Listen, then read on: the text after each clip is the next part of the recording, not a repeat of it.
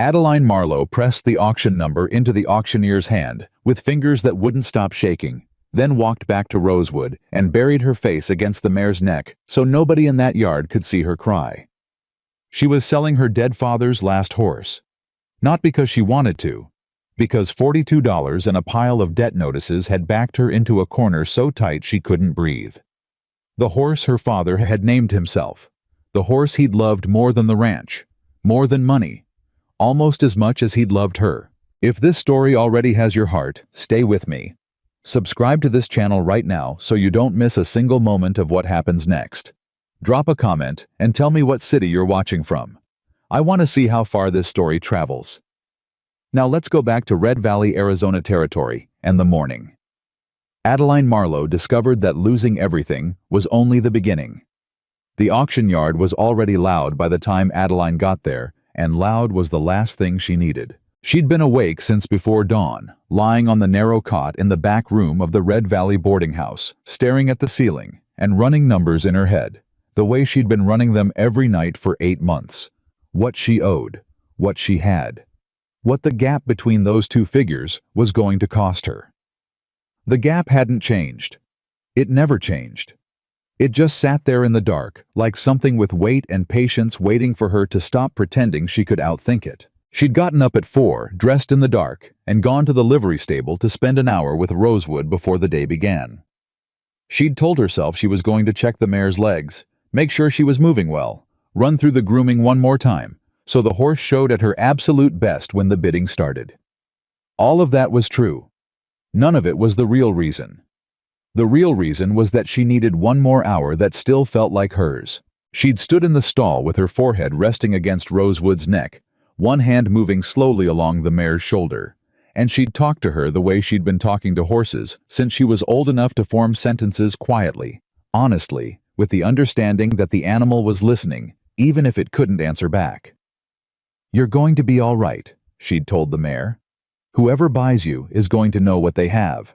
You're too good not to be seen." Rosewood had pressed her nose against Adeline's collarbone, warm and steady and unhurried the way she always did when she was offering something back. Adeline had stayed until the light started to change. Now she was here in the noise and the dust and the smell of too many horses and too many people packed into a space that felt smaller every minute, and she was doing what she'd learned to do in the past 8 months, when everything inside her was coming apart. She was keeping her face still and her spine straight and not giving anyone the satisfaction of watching her break. The Marlowe name still meant something in Red Valley. It meant something different than it used to, but it still meant something. A year ago, that name had meant the finest horse bloodline in the territory. A family operation built across 3 generations. A ranch that serious buyers traveled hundreds of miles to visit. Now it meant something else. Now it meant a story people told at the edges of conversations. Something cautionary, something sad. The way people talked about things that had gone wrong as a way of reassuring themselves that the same thing wouldn't happen to them. She could hear it in the way voices dropped when she passed. She could see it in the way eyes moved away a half-second too quickly. The Marlowe situation, they called it, and they said it the way people said the weather, inevitable, regrettable. Nobody's fault in particular. Her father had not been a careless man. That was what nobody seemed willing to say out loud. Nathaniel Marlowe had been one of the most deliberate, methodical, careful businessmen in Arizona Territory. A man who checked his figures twice and kept records that a bank examiner could have read without confusion. He had not been naive. He had not been reckless. He had not made the kinds of mistakes that ended in foreclosure. And yet, here she was. She'd been over it so many times that the facts had worn grooves in her thinking deep and familiar as wheel ruts in a road she'd traveled too often. November. Her father's death. Sudden, the doctor said. Just his heart, as though a heart were a small thing. December, the first letter from the Tucson bank. A loan she hadn't known about, a figure that made her sit down hard in her father's chair because her legs had stopped working properly. January, February. The back and forth with bankers who spoke to her in the patient, slightly louder voices. People used with someone they'd decided wasn't quite capable of understanding the attorney in Flagstaff, who'd looked at the documents and shrugged with the specific quality of a man who had already decided the outcome before he'd finished reading. "Miss Marlowe," the attorney had said, setting the papers down on his desk and folding his hands over them like he was putting something to bed. "I understand this is difficult to accept, but the documentation appears to be in order." "It isn't in order," she'd said. "My father didn't take this loan. I know every financial arrangement he had. I kept half these books myself." The attorney had given her a look she'd come to know well in those months. Not unkind exactly, but this specific variety of patience men extended to women who were saying true things in situations where the truth was inconvenient. "Grief can make it difficult too." "I'm not talking about grief," she'd said, and her voice had come out harder than she'd intended, with an edge that had made him sit back slightly. "I'm talking about a signature I don't recognize on a document I've never seen, for an amount that makes no sense, given everything I know about how my father ran his business. I'm asking you to look at it carefully." He hadn't looked at it carefully. He'd referred her to someone else who'd referred her to someone else, and the whole chain of referrals had run out eventually, like a creek that disappears into dry ground, leaving her exactly where she'd started, except with less time and less money, and the specific exhaustion of someone who has been fighting a battle with no clear opponent. March the ranch hands leaving, not all at once, which might have felt like something she could respond to, but one by one, quietly, with apologies that were genuine and helpless in equal measure. Tom Briggs, who'd worked for her father for 12 years, had come to her with his hat in his hands and his face arranged in the expression of a man about to say something he'd been dreading. "I got a family, Miss Marlowe," he'd said. "I got 3 kids. I can't. I waited as long as I could. I want you to know that." "I know, Tom," she'd said. "I know." She hadn't asked him to stay. It wouldn't have been right to ask him. April through June. The horses. Her father's horses. The animals he'd spent 30 years breeding toward a standard of excellence that most people in the business couldn't even clearly articulate, sold off in transactions that felt less like auctions and more like seizures. Not at fair market value. Not with the care and deliberateness her father had always brought to placing his animals. Quickly, efficiently to buyers who appeared with cash and paperwork, and the unhurried confidence of people who knew they were getting something for less than it was worth and had made their peace with that. She'd tried to stop it. She'd argued with the bank's representatives, had contacted buyers directly, had written 4 letters to the Territorial Land Office that had gone unanswered. She'd spoken to every person she could think of who'd had a relationship with her father, looking for someone who would look at what was happening and say what she was thinking. Most of them hadn't. One of them had come close. Old Harrison Pruitt, who'd bought horses from her father for 15 years and had the decency to look genuinely troubled when she'd laid out the situation for him in his kitchen over coffee he hadn't touched. "Adeline," he'd said, finally turning his cup in his hands. "What you're describing, if you're right about it, that's not something one person can fight alone. I'm not asking for someone to fight it with me," she'd said. "I'm asking for someone to say out loud that what I'm seeing is real." He'd been quiet for a long moment. "What you're seeing is real," he'd said at last quietly, like a man saying something he wasn't sure it was safe to say. "But that don't mean I know what to do about it." It had been the most honest conversation she'd had in 6 months. By July, the ranch was gone. She'd stood in the yard of the property her grandfather had homesteaded, and her father had built into something worth building, and she'd understood for the first time what the word dispossessed actually felt like from the inside. Not like loss exactly, which implied something accidental, but like being unmade, like having the ground underneath the story of yourself removed so that the story had nothing left to stand on. She'd kept Rosewood. Kept her because legally, she could demonstrate the mare had been hers independently. A birthday gift from her father 3 years prior, with the paperwork to prove it.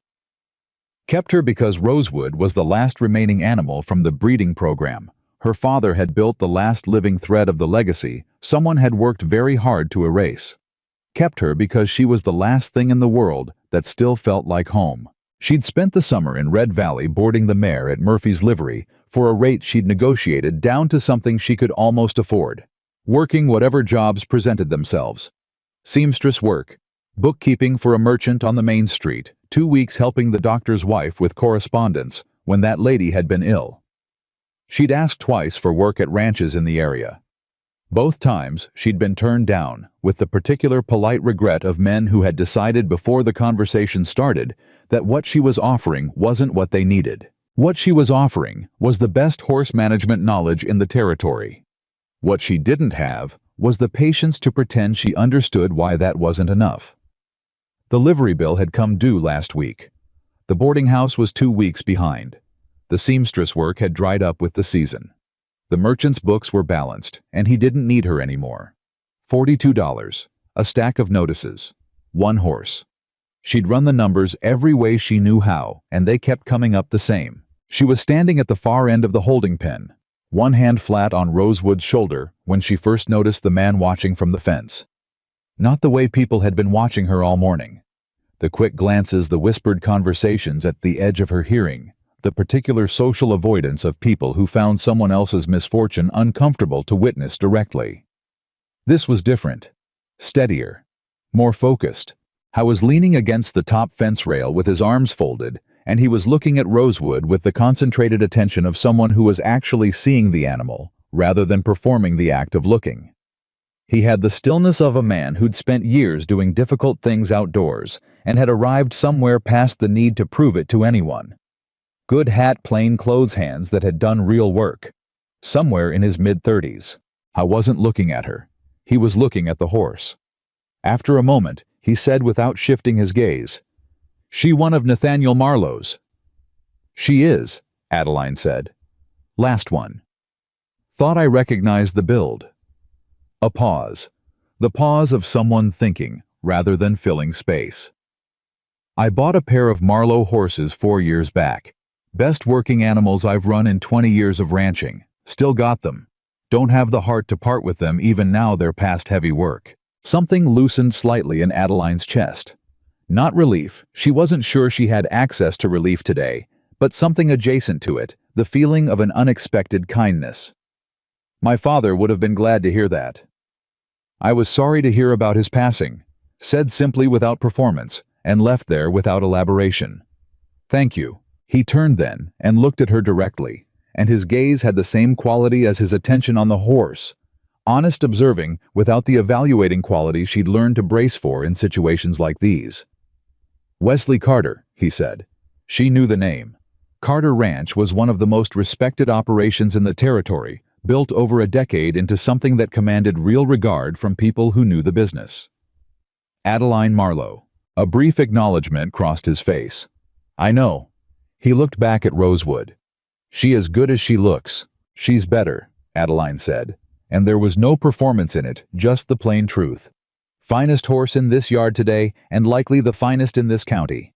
Spanish Barb bloodline on the sire's side. Her dam had the best temperament my father ever bred for. Rosewood has her mother's disposition, and her sire's conformation, and a memory I've never seen matched in any horse I've worked with. She learns a pattern in 3 repetitions, and holds it for years." He nodded slowly. "What's her price?" She named it. The number she'd calculated, not what the horse was worth, because she couldn't ask what the horse was worth without the bid stalling, but what she needed to clear her debts and have something to begin with. "That's a fair number," he said. "It's a low number," she said, and caught herself because she hadn't meant to say that. He looked at her steadily. "Yes," he said. "It is." She heard Clayton Whitaker before she saw him, the particular quality of movement through a crowd that expected to part for it, and was usually right. He arrived the way he always arrived, smooth and unhurried, with a smile that had been calibrated over years to land just short of too much. "Miss Marlowe." He tipped his hat. "Didn't expect to see you here today." She'd known Clayton Whitaker was going to be here. She'd known it, and she'd prepared herself for it, but preparation and reality had a gap between them that she felt now in her stomach, cold and specific. "Mr. Whitaker." He looked at Rosewood with the performance of seeing something for the first time, when in fact she knew with a certainty that had no evidence she could point to, and no need of any, that he'd been calculating this horse's value for months. "Lovely animal," he said. "Your father's pride and joy, I always heard. She's a good horse." The smile stayed exactly where it was. "I'd like to help you out today, Miss Marlowe. I know things have been difficult. No one would blame you for that, losing your father the way you did. And I'm prepared to make you a private offer before the bidding starts. Save you the trouble and uncertainty of the floor." He named a number. She almost laughed. It was so far below what she'd just said to Wesley Carter that for a half-second she thought she'd misheard. She hadn't misheard. "No," she said. "Miss Marlowe, I'm only trying to—" "No." She looked at him directly, and she let him see in her face exactly how clearly she understood what he was doing. "Rosewood goes to auction." Something moved behind his eyes. The smile didn't change, but behind it, something did the slight shift of a man recalibrating, moving from one approach to another, the way water moves around an obstacle. "Of course," he said pleasantly. "Though I've been hearing some things, questions being raised about the Marlowe bloodline documentation, whether the records are fully in order. Nothing I've raised myself, you understand. Just things circulating. These rumors affect buyer confidence, affect what people are willing to pay. I'd hate to see you walk away with less than you need." She understood him completely then. Every word of it. She understood that he had started those rumors himself, or had someone start them, that he'd done it this morning before the auction opened specifically to soften the bidding on this horse, so that when she couldn't get a real price for Rosewood, she'd have nowhere left to turn but back to him. He had done this. He had planned this. And he was standing in front of her telling her about it in language, smooth enough that she couldn't call it what it was, without sounding like a desperate woman making accusations. She felt the rage move through her like cold water. "Get away from my horse," she said, quietly, completely. He raised both hands, the gesture of a reasonable man who couldn't imagine what he'd done wrong. "Now, Miss Marlowe, she told you no." Wesley Carter's voice came from directly behind her right shoulder. She hadn't heard him move, and from the way Whitaker's expression rearranged itself, Whitaker hadn't either. Carter hadn't raised his voice. He hadn't needed to. There was something in the quality of it, not a threat, not bluster, just the voice of a man who had enough standing in this territory that saying a thing was sufficient without needing to escalate it. Whitaker looked at him for 2 seconds, running whatever calculation he ran. Then the smile broadened, accommodating, pleasant. The smile of a man who had decided this particular moment wasn't worth the investment. "Wesley," he said, "didn't see you there. Just looking out for the young lady, that's all." "She doesn't need it," Carter said. "Enjoy the auction." It was a dismissal. Not aggressive. There was no aggression in it, but as final as a closed door. Whitaker held the smile for one more beat, looked at Adeline with an expression that managed to convey both pleasantness and a kind of patient promise, and then he was gone, moving back into the crowd with the ease of a man who had been temporarily inconvenienced and had a great deal of time. Adeline let out a slow breath. "He seeded the room before we got here," she said. She wasn't asking. "He did," Carter said. "I watched him do it. 15 minutes, 3 separate conversations." He paused. "He's been running this kind of operation for 2 years. Buys from people going through hard times, always for a fraction of value, always after the value's been softened first." She turned to look at him. "What do you know about him?" 6 ranches in 3 years, he said. "All from people with financial troubles that don't quite add up when you look at them carefully. All with paperwork that appeared legitimate, but left questions a better attorney might have asked." He looked at her steadily. "Your father was the most careful businessman I knew of in this territory, Miss Marlowe. The debt that ended his ranch doesn't match the man." The air left her. It was the first time in 8 months that anyone had said it. The thing she had been saying to attorneys and bankers and land office clerks, who had all looked at her with various flavors of patient dismissal. The thing she had been carrying alone, turning over in her hands in the dark of the boarding house ceiling at 4 in the morning, wondering if she was wrong, wondering if grief was distorting her judgment the way everyone kept implying it was, said plainly. Said as fact. By a man who had no reason to say it that she could identify except that it was true. "People keep telling me I didn't understand his business as well as I thought," she said. Her voice was steady. She made it steady. "People say convenient things," he said. The auctioneer's voice cracked across the yard before she could answer, calling the crowd to order, and she turned back to Rosewood and put her hand flat against the mare's neck and felt the steady warmth of the animal under her palm, and she made herself breathe. She led Rosewood into the ring, the way her father had taught her, straight-spined, no performance, just presence. Let the horse speak. Rosewood did. She moved with the fluid, unhurried ease that was her particular signature ears-forward expression. Curious, every line of her announcing exactly what she was to anyone with the knowledge to read it. The opening bids came in low. She'd expected it. She kept her face still. Around the ring she could see the small signs of Whitaker's work, the hesitations, the sideways glances between buyers, the conferences that happened in undertones, the withdrawal of confidence from men who had looked at this horse 20 minutes ago and wanted her, and now weren't sure why they'd been so certain. Then Wesley Carter's voice came from the back. His first bid hit, like a stone dropped into still water. The number itself substantial, but the effect of it larger than the number, because the name attached to it carried weight that recalibrated everything in the room. Carter was bidding. Carter, who knew horses the way other men knew scripture. Carter, whose judgment in this arena was one of the few things in Red Valley that most people agreed was reliable. If Carter was bidding, there was something real here. The hesitation broke. Other bids came in competitive and quick, the energy of buyers who had been waiting for a signal and had finally gotten one.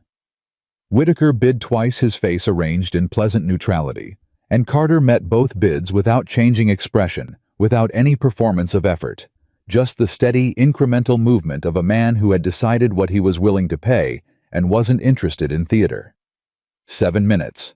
The hammer came down. The number was more than double her asking price.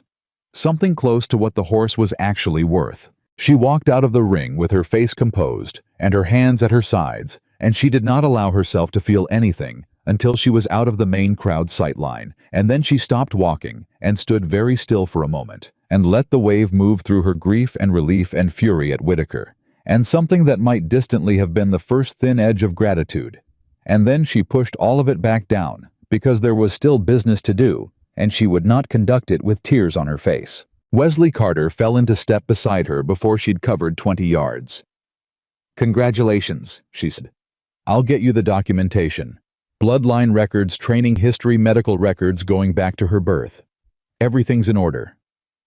"I expect it is," he said. He wasn't reaching for the reins. He was walking beside her with the unhurried quality of a man who had something to say and was going to say it in his own time. "Can I ask you something?" She waited. "What are you planning to do now?"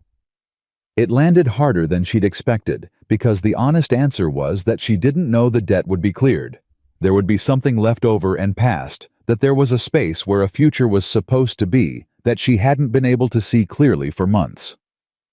"I'll find something," she said. "I have a breeding program," he said. "Carter Ranch. Started it 3 years ago with good stock, but I've had 3 managers in 2 years, and none of them have what the program actually needs." He paused.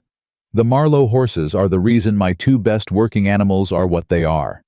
Your father understood breeding at a level that most people in this territory don't. From what I've seen today, and from what I've heard over the years, so do you."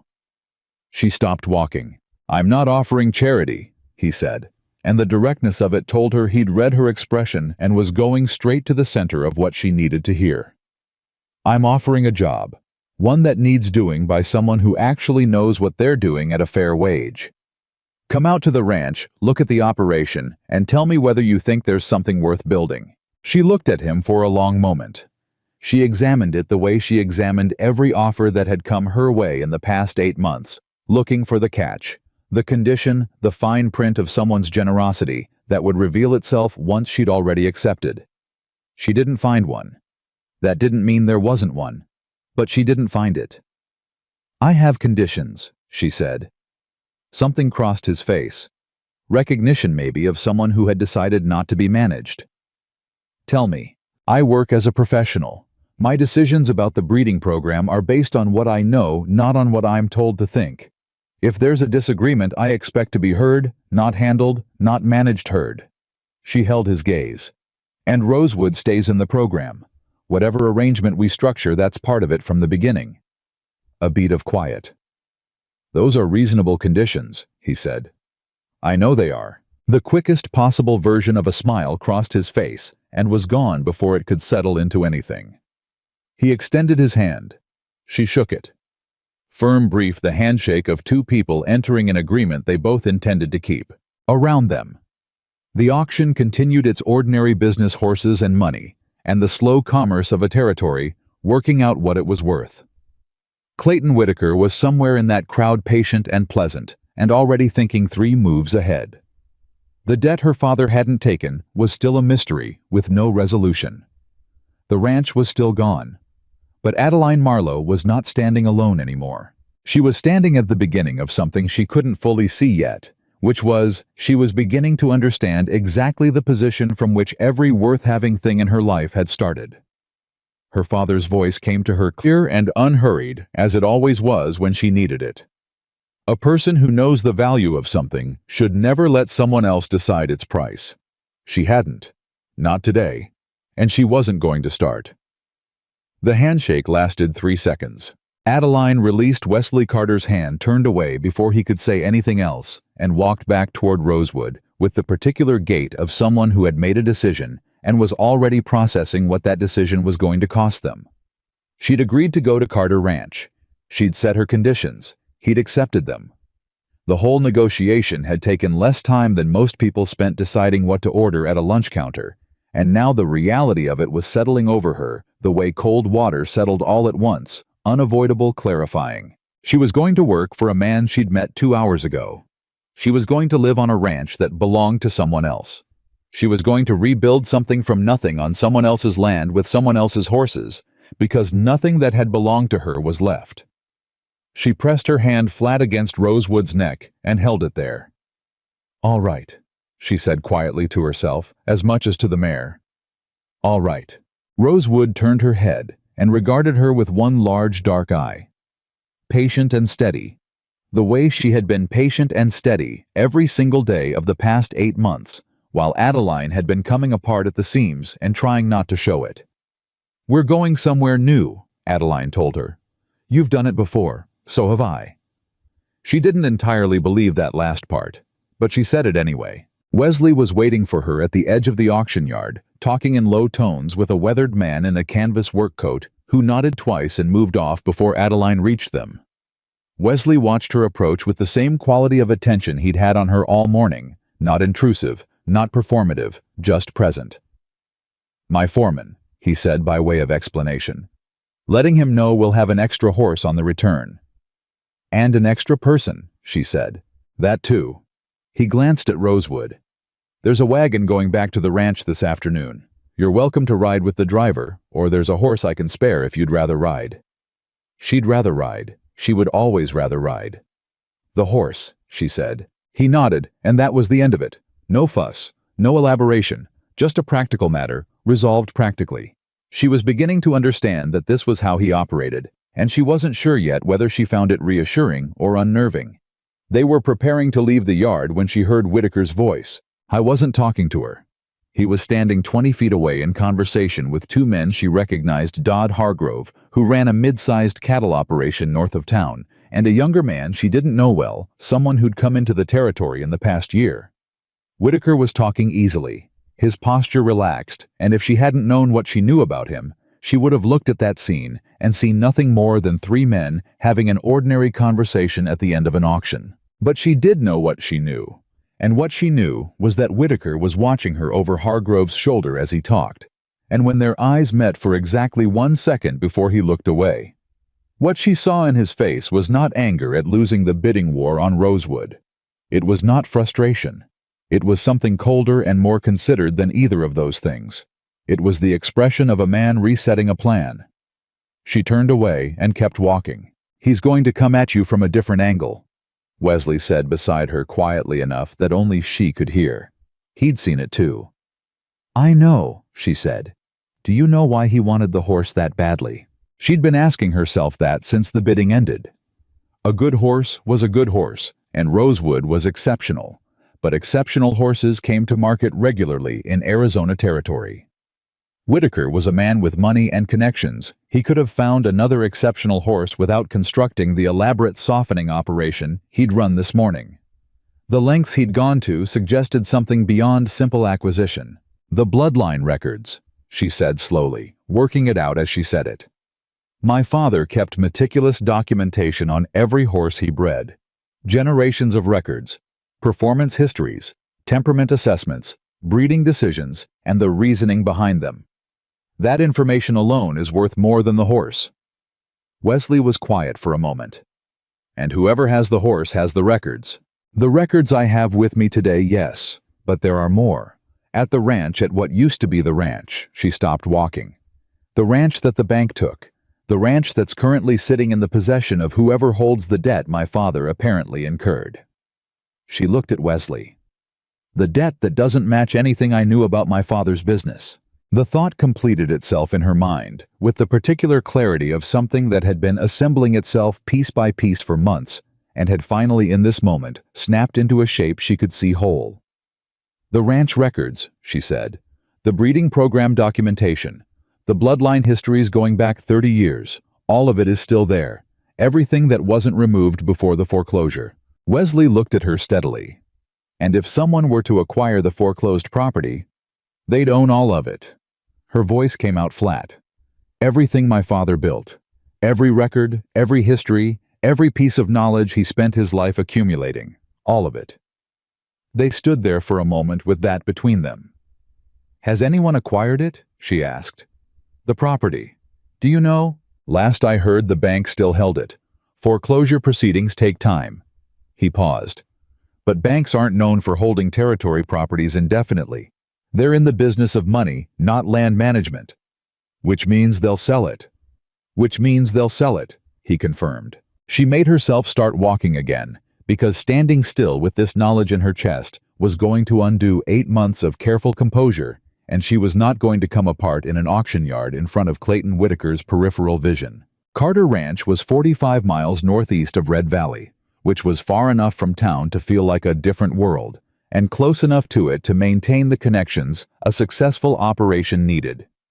The ride out took most of the afternoon, and Adeline spent it on a steady gray gelding that Wesley's stableman had brought around, a well-mannered animal, responsive and calm, clearly the product of someone who knew what they were doing with horses.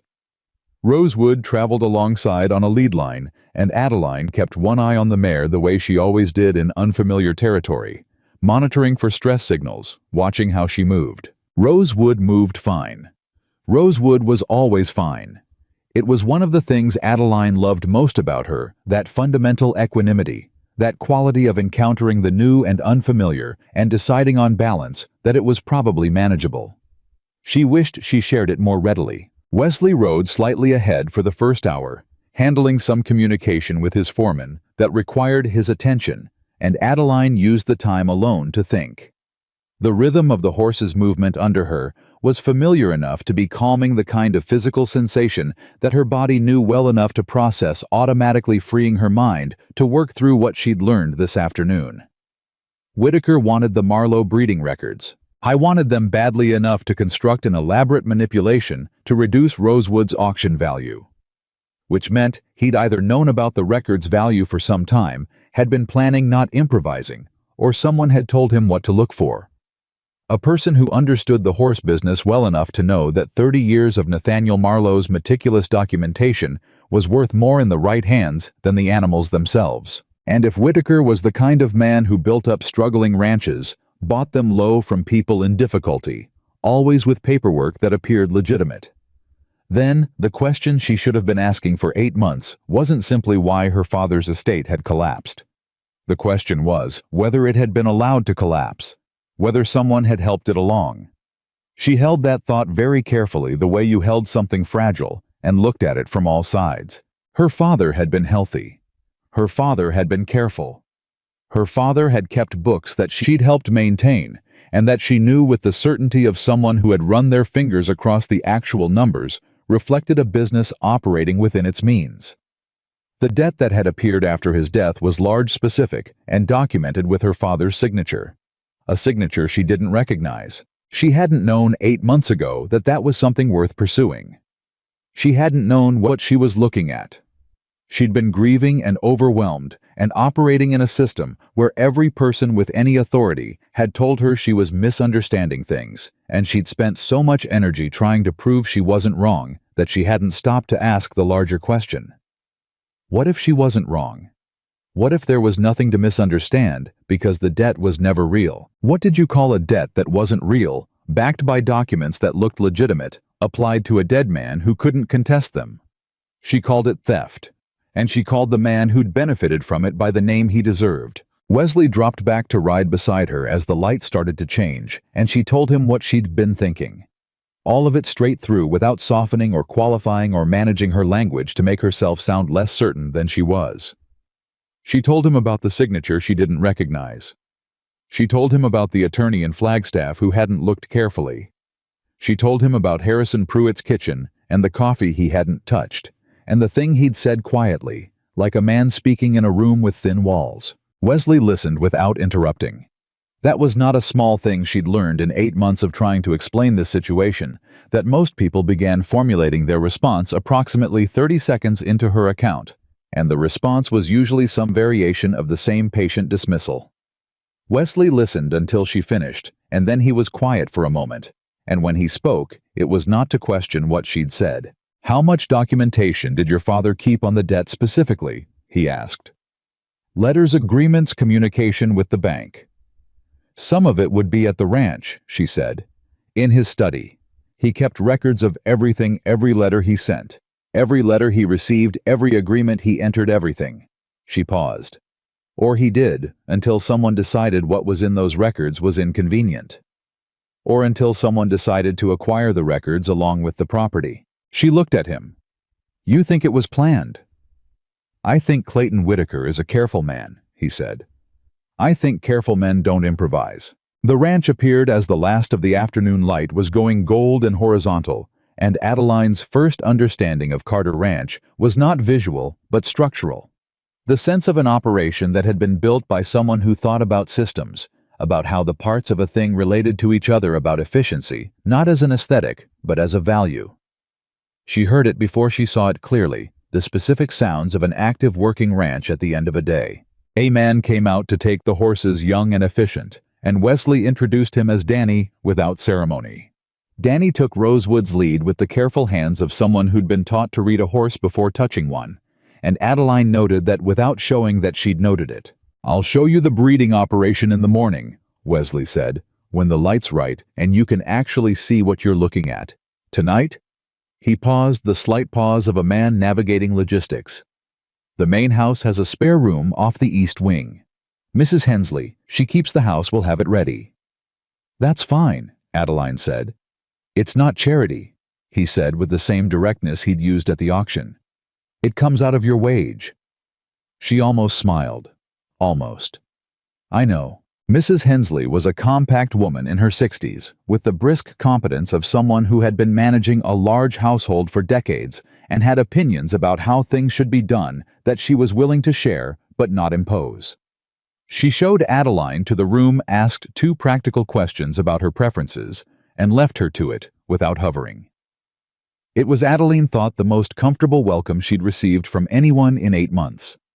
She didn't sleep well. She hadn't expected to. She lay in the dark and thought about her father's study, the particular smell of it, old paper and leather, and the cedar of the desk he'd bought the year before she was born, the way the late afternoon light had come through the west window and landed on the rows of ledgers and record books that lined the shelf behind his chair. 30 years of careful attention. 30 years of every horse that had come through the Marlowe operation documented and cross-referenced, and kept with the same quality of methodical love that her father had brought to every aspect of his work. She thought about those records in the hands of Clayton Whitaker, and felt sick in a way that had nothing to do with being tired. She was up before dawn.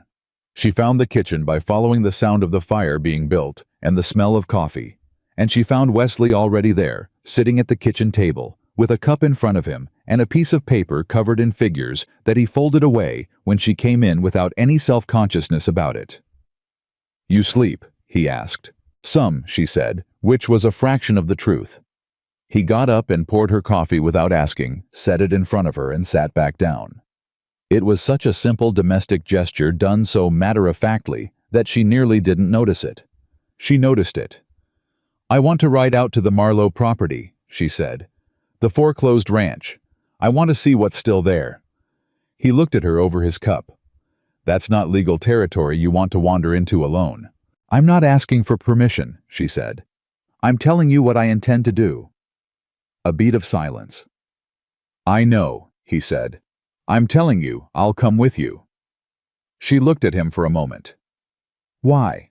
"Because," he said with the simplicity of someone who had thought about something and arrived at a conclusion and was not interested in dressing it up. "What you're describing matters. If Whitaker is doing what I think he's doing, he's not just robbing one woman of her father's ranch. He's been doing it to people across this territory for years, and he's going to keep doing it until someone stops him." He paused. "And because your father was a good man who did honest work and deserved better than what happened to him." She wrapped her hands around the coffee cup and didn't say anything for a moment. "The bank holds the property," she said finally. "We can't just ride onto it." "No," he agreed. "But I know the man who holds the paper on it. Gerald Marsh at the Territorial Bank in Flagstaff. I've done business with him for 15 years. He picked up his cup. "He's not a bad man. He's a man who does what his institution requires. If there's a question about the legitimacy of the debt that created the foreclosure, he'd want to know about it, not out of generosity, but because a fraudulent foreclosure creates legal exposure for the bank." Adeline set her cup down. "You've been thinking about this since yesterday." "Since the auction," he said simply. She studied him across the kitchen table in the early morning light.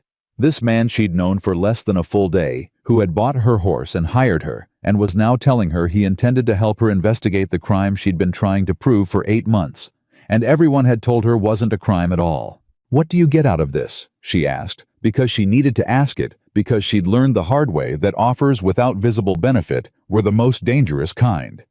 He looked at her steadily. "Honest answer. That's the only kind I'm interested in. Whitaker has been moving on operations near my ranch for the past 18 months, he said.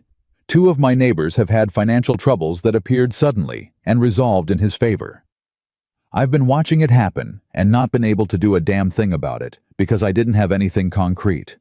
If your father's records show what I think they might show, a pattern documentation, something that goes beyond one case that changes things." He paused. "Beyond that, it's the right thing to do. That's not nothing to me." She believed him. She wasn't certain that was wise. She'd trusted things that turned out to be wrong before, but she believed him, and she decided to act on that belief because she didn't have the luxury of waiting for certainty. "There's something else," she said. He waited. "The records at the ranch, the breeding program documentation, my father had a system. He coded certain records, nothing elaborate. Not a formal cipher, just a personal notation system that he developed over the years to flag transactions or breeding decisions that he wanted to revisit." She paused. "I know the system. I helped him develop it." Wesley set his cup down very carefully. "And if Whitaker gets those records, he gets the data, but not the full context," she said. "He gets the what without the why. And in breeding records, the why is everything. You can know what a horse did. Without knowing the reasoning behind the breeding decision, you don't know what it means. So the records, without your knowledge of how to read them, are less valuable than he thinks they are," she said. "But I'd still rather he didn't have them." Wesley was quiet for a long moment. Outside the kitchen window, the ranch was waking up. She could hear it, the sounds of early morning work beginning, animals and men, and the ordinary machinery of a working operation. Inside the kitchen was warm and smelled like coffee and wood smoke and something baking that she hadn't asked about. "We ride to Flagstaff the day after tomorrow," he said. "Give me today to sort what needs sorting here. You spend today looking at the breeding operation. Tell me what you see." He met her eyes. "And then we start figuring out what actually happened to your father." She nodded once. She'd been fighting alone for 8 months. She'd gotten very good at it, and she'd gotten very tired of it, and she was not going to let the relief of having an ally make her careless or naive or soft in the ways she couldn't afford to be soft. She was going to stay clear-eyed and practical, and she was going to hold on to her conditions the way she held on to everything that mattered, with both hands, with her weight behind it, and without apology. But she was not alone anymore, and in a territory that had spent 8 months arranging itself against her, that was not a small thing. The breeding operation at Carter Ranch was good. She recognized that within the first 20 minutes of walking through it. The next morning, Wesley beside her, his foreman Danny, trailing at a respectful distance. Good stock, well-maintained, careful records, the work of someone who understood the basics and had invested real money in getting them right. It was also missing something. She could feel the gap before she could name it, the way you felt a missing note in a piece of music before you could identify which note it was. "Tell me," Wesley said. He'd been watching her face. "Your breeding pairs are selected for confirmation," she said. "Good confirmation, correct confirmation. But your temperament data is thin. You're tracking physical traits and performance numbers, but you're not tracking disposition inheritance systematically." She moved to the next stall, looked at the mare inside. "This one. When did she last have difficulty with a new handler?" Wesley looked at Danny. "3 weeks ago," Danny said after a moment. "Through Callum when he took her out for the first time." "Is that in the record?" Danny and Wesley exchanged a look. "Not specifically," Danny said. "It needs to be," Adeline said. "Not because she's a problem horse, she may not be, but because if that disposition is heritable and you breed her without tracking it, you're going to get that trait in 3 or 4 animals, 2 generations down, and you won't know where it came from." She turned to Wesley. "My father tracked temperament through 5 generations. It's one of the reasons Marlowe horses worked so well. You knew not just what you were getting physically, but how the animal was going to behave under pressure." Wesley looked at her for a moment. "How long would it take to build that kind of documentation?" "Depends on how far back your records go and how accurately they were kept." 3 years. "Then we build forward from here, and we note gaps honestly rather than pretending they don't exist." She looked at the mare again. "It'll take 2 breeding cycles before you start seeing the data clearly. Longer before it shapes your decisions in ways you can feel. But it'll be worth it. It's the difference between a good operation and a great one," she said simply. She spent the rest of that day in the breeding records, cross-referencing what existed, making notes, building in her mind the architecture of what the program needed to become. She worked the way she always worked, fully, without awareness of time passing, with the focused absorption that her father had called her greatest professional quality, and her occasional housekeeper in better days had called her greatest personal exasperating flaw. She was still working when Mrs. Hensley appeared at the door of the records room to tell her supper was ready, and she looked up to find that the light had gone entirely, and she'd been working by lamplight for 2 hours without noticing. She washed her hands and came to the table to find Wesley already there, and 2 other men she'd seen around the ranch but hadn't been introduced to the foreman Danny, and an older man named Calhoun, who handled the property's financial administration. They made room for her at the table without ceremony. And the conversation that happened over supper was the ordinary conversation of a working ranch. What needed doing, what had been done, what the weather was likely to do in the next week. Nobody asked her about her father. Nobody asked about the auction. Nobody looked at her with the particular quality of attention that meant they were reassessing something about what she was. She ate her supper and listened and contributed when she had something to say. And it was not until she was walking back down the hall to the East Wing room that she recognized what she'd been feeling at that table. Normal. She'd felt normal. Like a person in the ordinary world doing ordinary work, sitting down to an ordinary meal. She hadn't felt that in 8 months. She was almost to her door when she heard quick boot steps on the porch and the front door opening with more speed than the day's pace had suggested, and then Danny's voice saying something in a low, urgent tone that didn't carry through the hall walls. She stopped. Wesley's voice answered sharper than she'd heard it yet. She went back toward the front of the house. She didn't announce herself. She came to the edge of the main hall where she could see the entryway, and what she saw was Danny holding a folded piece of paper and Wesley reading it with his jaw set in the way of a man processing information he'd been expecting and hoping he was wrong about.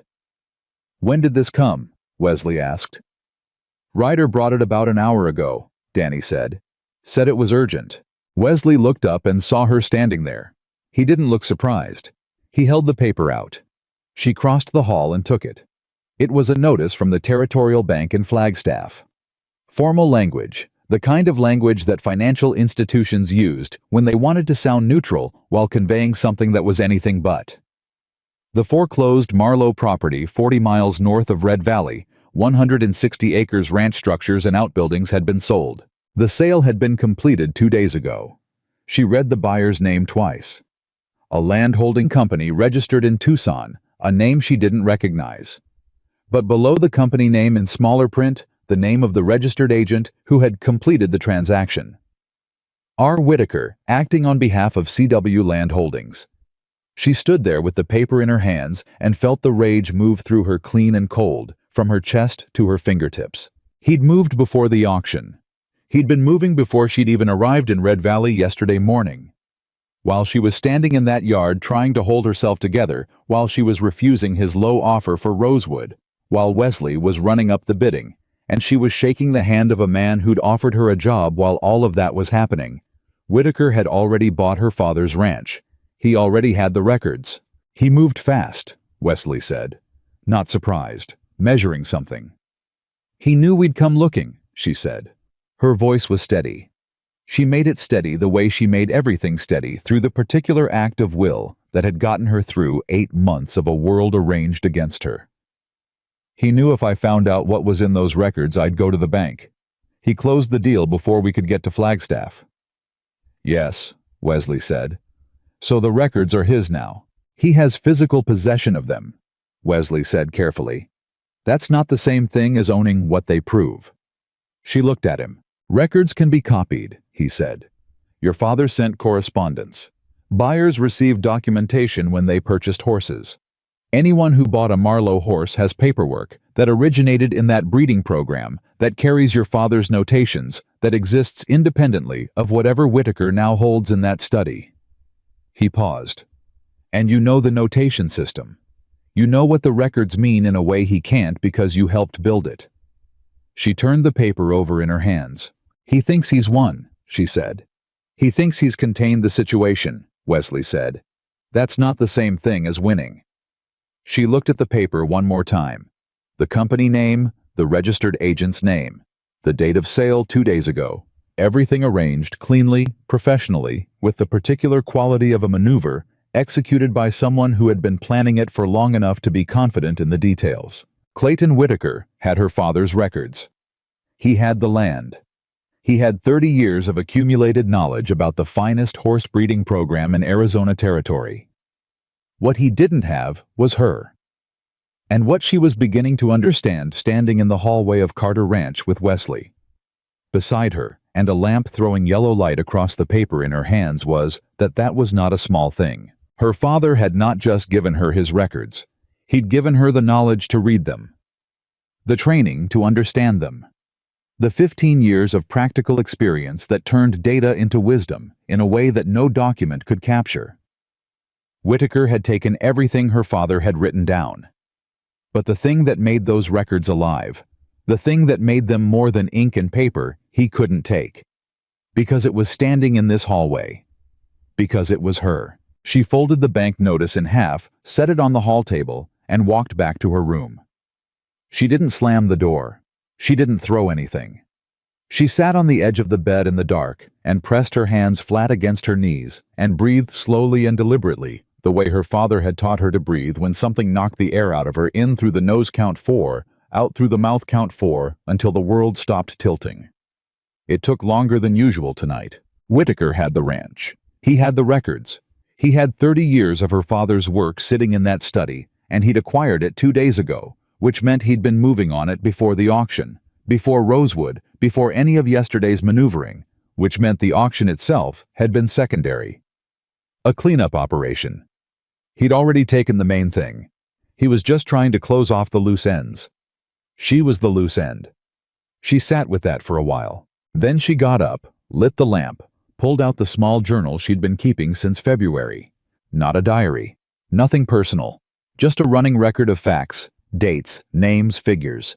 The things she'd been collecting and couldn't afford to lose, and she opened it to a fresh page and started writing. She wrote everything she knew, everything she suspected, every date she could remember, every name, every conversation, every document she'd seen, and every document she'd been told existed that she'd never been allowed to examine. She wrote Harrison Pruitt's name and what he'd said in his kitchen. She wrote the attorney's name in Flagstaff and the specific language he'd used. She wrote the names of the ranch hands who'd left, and when they'd left, and whether any of them might remember things worth remembering. She wrote until the lamp needed trimming, and then she trimmed it and kept writing. By the time she stopped, she had 6 pages, and the first pale suggestion of light was beginning at the edge of the window, and she understood something she hadn't fully understood before. She'd been fighting this thing defensively for 8 months, responding to each new blow as it landed, trying to hold ground rather than take it. That was finished now. Whitaker had moved on the ranch and taken away the last piece she'd been hoping to recover, and that meant there was nothing left to defend. There was only what came next.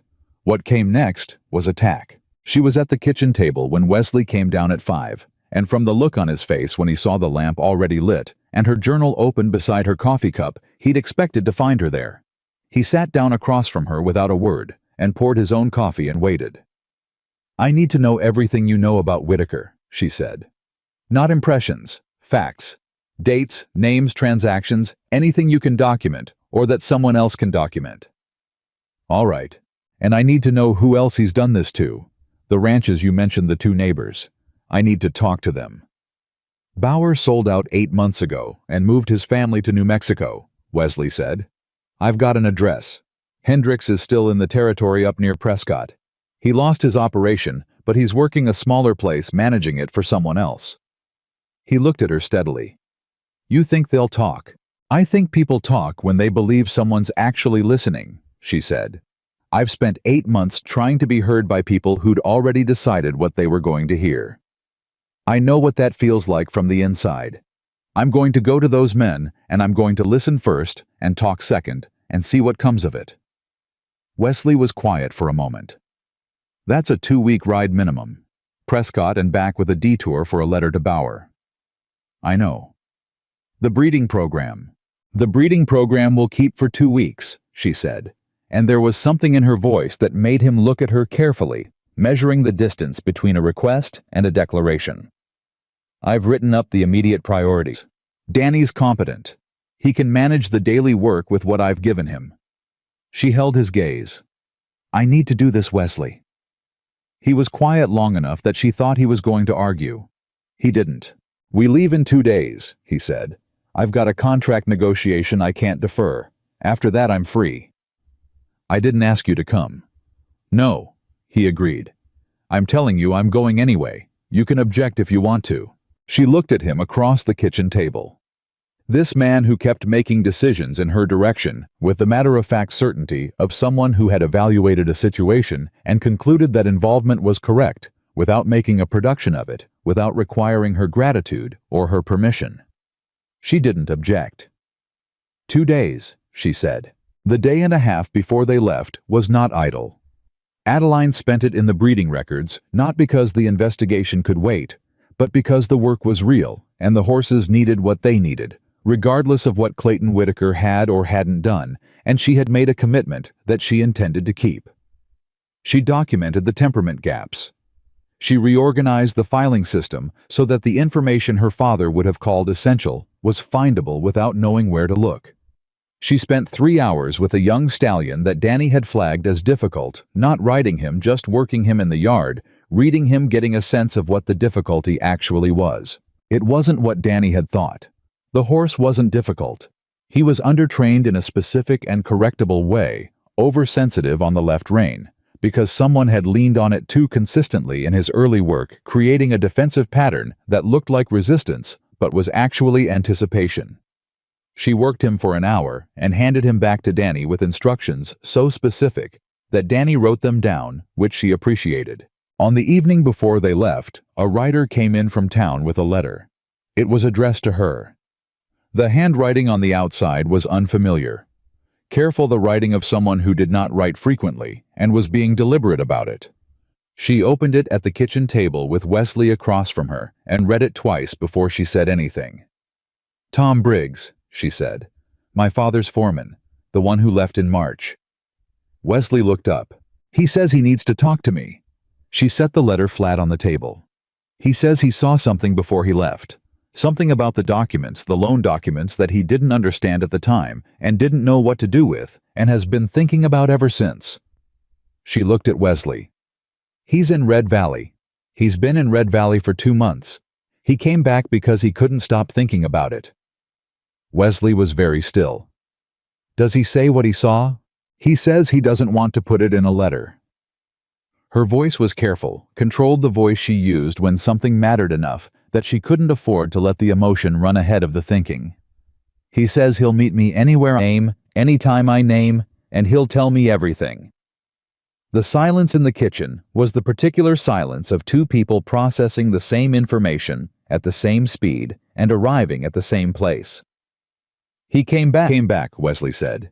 He came back, she said. Tom Briggs had worked for her father for 12 years. He'd stood in front of her with his hat in his hands and told her he was sorry he had a family he couldn't stay. He'd left in March and apparently lived with whatever he'd seen for 5 months until it had brought him back to a town he'd left specifically to get away from the trouble because he couldn't carry it anymore. Whatever he'd seen, it was real. You didn't do that for something that wasn't real. They sent a reply that evening and rode into Red Valley the following morning before the plan had been to leave. Tom Briggs was waiting for them at the livery stable, which was where she'd said to meet neutral ground. Private enough, the kind of place where a conversation could happen without an audience. Howe was thinner than she remembered.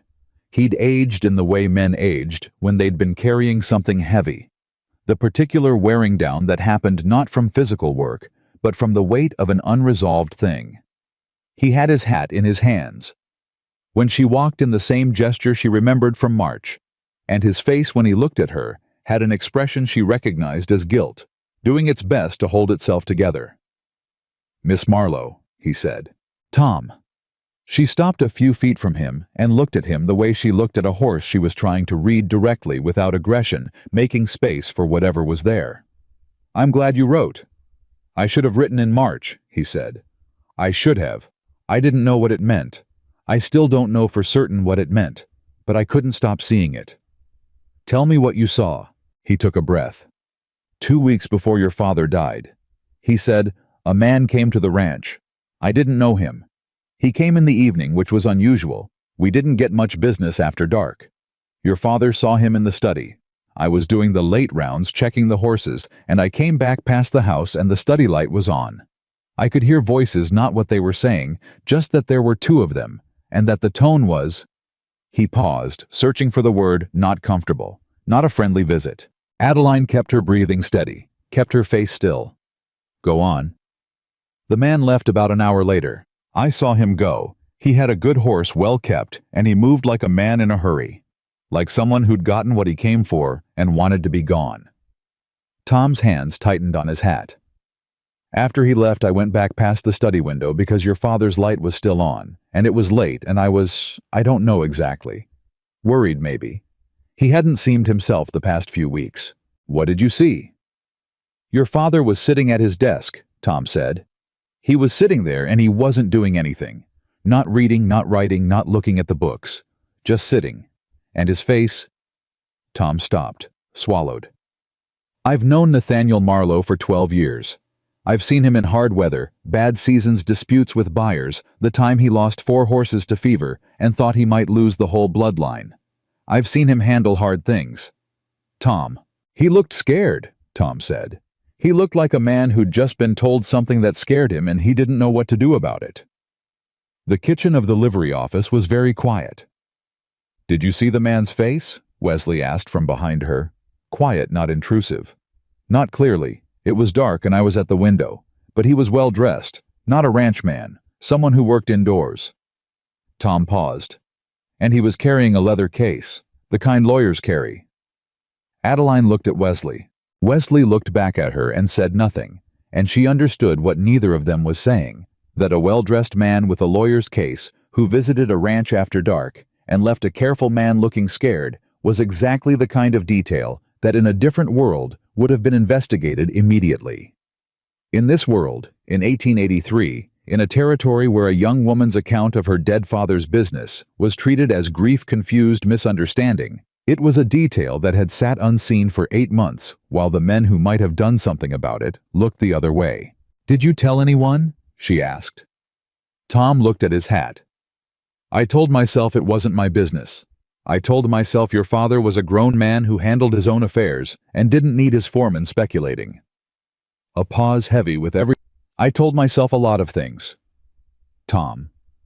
She waited until he looked at her. Did you tell anyone? He met her eyes, and she saw in his face the specific quality of a man who had been answering this question to himself for 5 months. No, he said. I didn't. And then your father died 2 weeks later, and everything happened so fast, and by the time I understood what I was looking at, it felt too late to say anything, and I had my family to think about, and... He stopped himself. Those are reasons. They're not good enough reasons, and I know it. She didn't reassure him. He was right, and they both knew it, and false comfort wasn't something either of them needed right now. The man with the case, she said. Think carefully. Was there anything else? Anything at all, the way he talked, the direction he came from, anything on the horse? Tom was quiet for a long moment. The horse had a brand I didn't recognize. Not a local brand, something from further south. Tucson, maybe. And... He stopped. What? He left something behind, Tom said slowly, like a man pulling something up from a depth he hadn't visited in a while. Or he dropped something. I found it the next morning near the gate where he'd tied his horse. I picked it up and I kept it because I didn't know what to do with it, and I was afraid to throw it away. Adeline stared at him. What was it? Tom reached into his coat pocket and produced a small card. Printed on good stock, the kind of a professional man carried. He held it out to her. She took it. The name on the card was not Clayton Whitaker's name. It was a name she didn't recognize, a legal firm in Tucson, a man named Harlan Voss. But in the corner of the card, in small handwritten ink that had faded but was still legible, someone had written 2 letters and a number. CW7. She held the card very still and looked at it and thought about what CW meant when it appeared on a land holding company in Tucson, registered in connection with Clayton Whitaker, and what the number 7 might mean when the man who used those initials had been systematically acquiring distressed properties throughout Arizona territory. She thought about 6 ranches in 3 years. If hers was 7, then whoever kept this count had been keeping it since before Nathaniel Marlowe died. Which meant the visit 2 weeks before his death wasn't a consequence of his financial trouble. It was the beginning of it. Wesley, she said. Her voice came out quieter than she intended. I see it, he said. He was looking at the card over her shoulder. She turned to Tom. I need you to write down everything you just told me, exactly as you told it, with the dates as best you can remember them. And I need you to be willing to say it again in front of someone who can make it matter. Tom looked at her, and she could see the fear in him. The practical, reasonable fear of a man with a family and a livelihood who was being asked to put himself in the path of someone powerful and patient and capable of serious harm. I know what I'm asking, she said. I know it's not nothing. If it was nothing, Tom said quietly, I wouldn't have come back. He wrote the statement that afternoon sitting at the livery office table with a pen she'd borrowed from the stable manager, writing slowly and carefully in the handwriting of a man who read more than he wrote. Adeline sat across from him and did not rush him and did not add to what he was writing. When he was done, she read it, asked him 2 clarifying questions, and folded it carefully into her journal beside the bank notice she'd been carrying. Then she did something Tom hadn't expected. She thanked him. Not the quick functional thank you of someone moving on to the next thing. She looked at him directly, and she said, My father trusted you for 12 years. He was right to. What you did today coming back writing this, he'd have been glad to know you did it. Tom Briggs pressed his mouth together and looked at his hat for a moment. When he looked up, his eyes were bright. You're the image of him, he said. The way he listened. The way he didn't waste words. Always knew you took after him more than you knew. She held that on the inside where it couldn't be seen, and she nodded once, and she and Wesley walked out into the midday heat of Red Valley. They stood in the street outside the livery, and the town moved around them. The way towns moved, carts, horses, voices, the ordinary machinery of a place that didn't know it was being watched. Voss, Wesley said. Harlan Voss. I know that name. She looked at him. He's a contract lawyer. Works mostly in Tucson, occasionally in Flagstaff. He's done work for the Territorial Bank before, not regularly, but occasionally on complicated acquisition cases. He paused. And I have seen his name on a deed transfer, about 2 years ago, a property outside of Benson. Whitaker's. The company's. The same company that just bought your father's ranch. He looked at her. He's not just Whitaker's lawyer. He's the man who builds the paper trail, the documentation, the signatures. The signatures. The signature on her father's loan documents that she didn't recognize. She said it out loud quietly, standing in the middle of a red valley street with the sun directly overhead. He forged the documents. Voss built the legal structure. Whitaker acquired the properties. They've been doing this together. 3 years, Wesley said. Minimum, probably longer. 7 properties, she said. That we know of. That we know of, he agreed. She thought about the other families. The other people who'd stood where she'd been standing for the past 8 months, fighting something they couldn't quite see, being told they were wrong, being slowly exhausted into compliance. She thought about Bauer, who'd moved his family to New Mexico.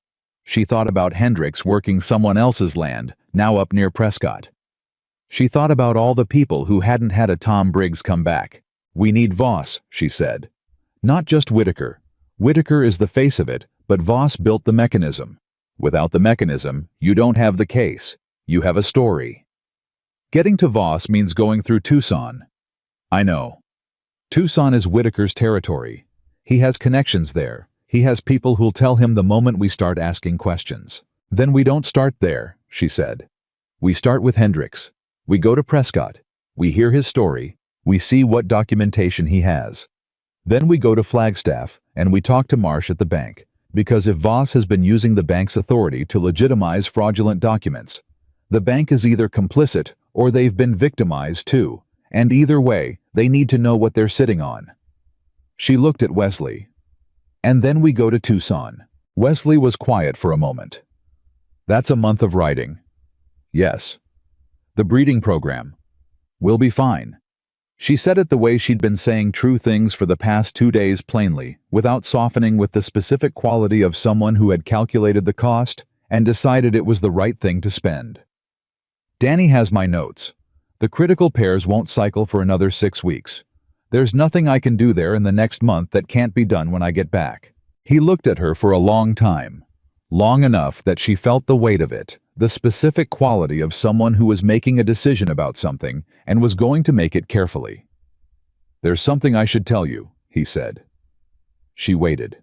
When I bought the horses from your father 4 years ago, we had a conversation, your father and I. He showed me the breeding records personally, walked me through the notation system, spent about 2 hours explaining not just what I was buying but why. He paused. He talked about you. She kept her face still. He said, and I'm giving you the words as close as I can recall them. He said, the system is only half of it. Adeline understands the half that isn't written down. That's the part that matters. He looked at her. He wasn't talking about horses. The wave moved through her, the way waves moved fast, total through her chest and her throat, and behind her eyes, and she stood in the street in the Arizona midday and let it move without letting it break. She had learned to do this. She had needed to learn. He should have told me that, she said, and her voice was steady. Probably, Wesley said. He seemed like a man who found some things easier to say to near strangers than to the people he loved most. She breathed out slowly. That's accurate. Most people are that way. She was quiet for a moment. Then, what did you tell him about the horses at the end of the conversation? I told him they were the finest animals I'd looked at in 20 years, Wesley said, and that whatever he'd built it deserved to outlast him. She pressed her lips together and looked at the middle distance for 3 seconds. We leave in the morning, she said. Can you be ready? I've been ready since yesterday, he said. They were halfway back to the ranch when the second rider caught up to them, a young man on a blowing horse coming hard from the direction of Red Valley, and the urgency in the animal's pace was enough to make Wesley pull up and wait before the rider had called out to them. He pulled alongside, breathing almost as hard as the horse. He was a boy, really 16 or 17, and his face had the specific expression of someone carrying information that was heavier than he'd expected. "Miss Marlowe," he said. "Yes. Message from Mr. Dodd Hargrove. He said to find you before you left town." He reached into his coat and produced a folded paper. "He said to tell you it was urgent. He said he made me memorize it, ma'am. He said tell her, Whitaker knows she has the card. Tell her he's already moving." The world didn't stop. It never stopped. That was the thing. The sun stayed where it was, the horses kept standing. The boy kept looking at her with his young face full of the importance of his errand. Everything stayed exactly where it was. She took the paper. She read it. It was brief.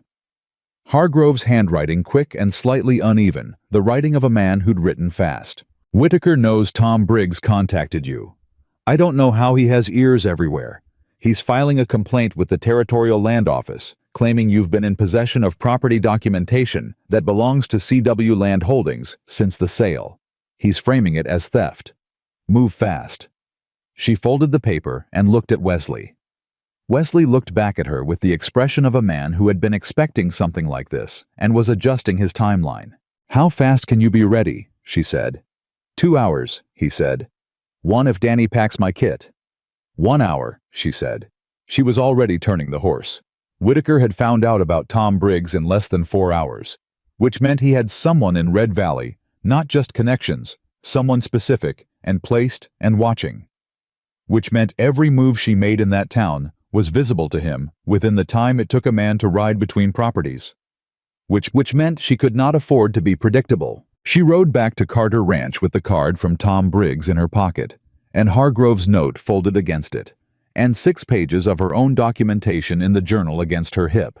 And she thought about a man who had been planning this for at minimum 3 years, who had lawyers and land companies and informants and patients, who had taken her father's ranch and 7 others, and was now trying to reframe the only evidence against him as theft by the person he'd stolen from. She thought about how much he'd underestimated her for 8 months. She thought about how that was the only advantage she had, and how she intended to use every last inch of it.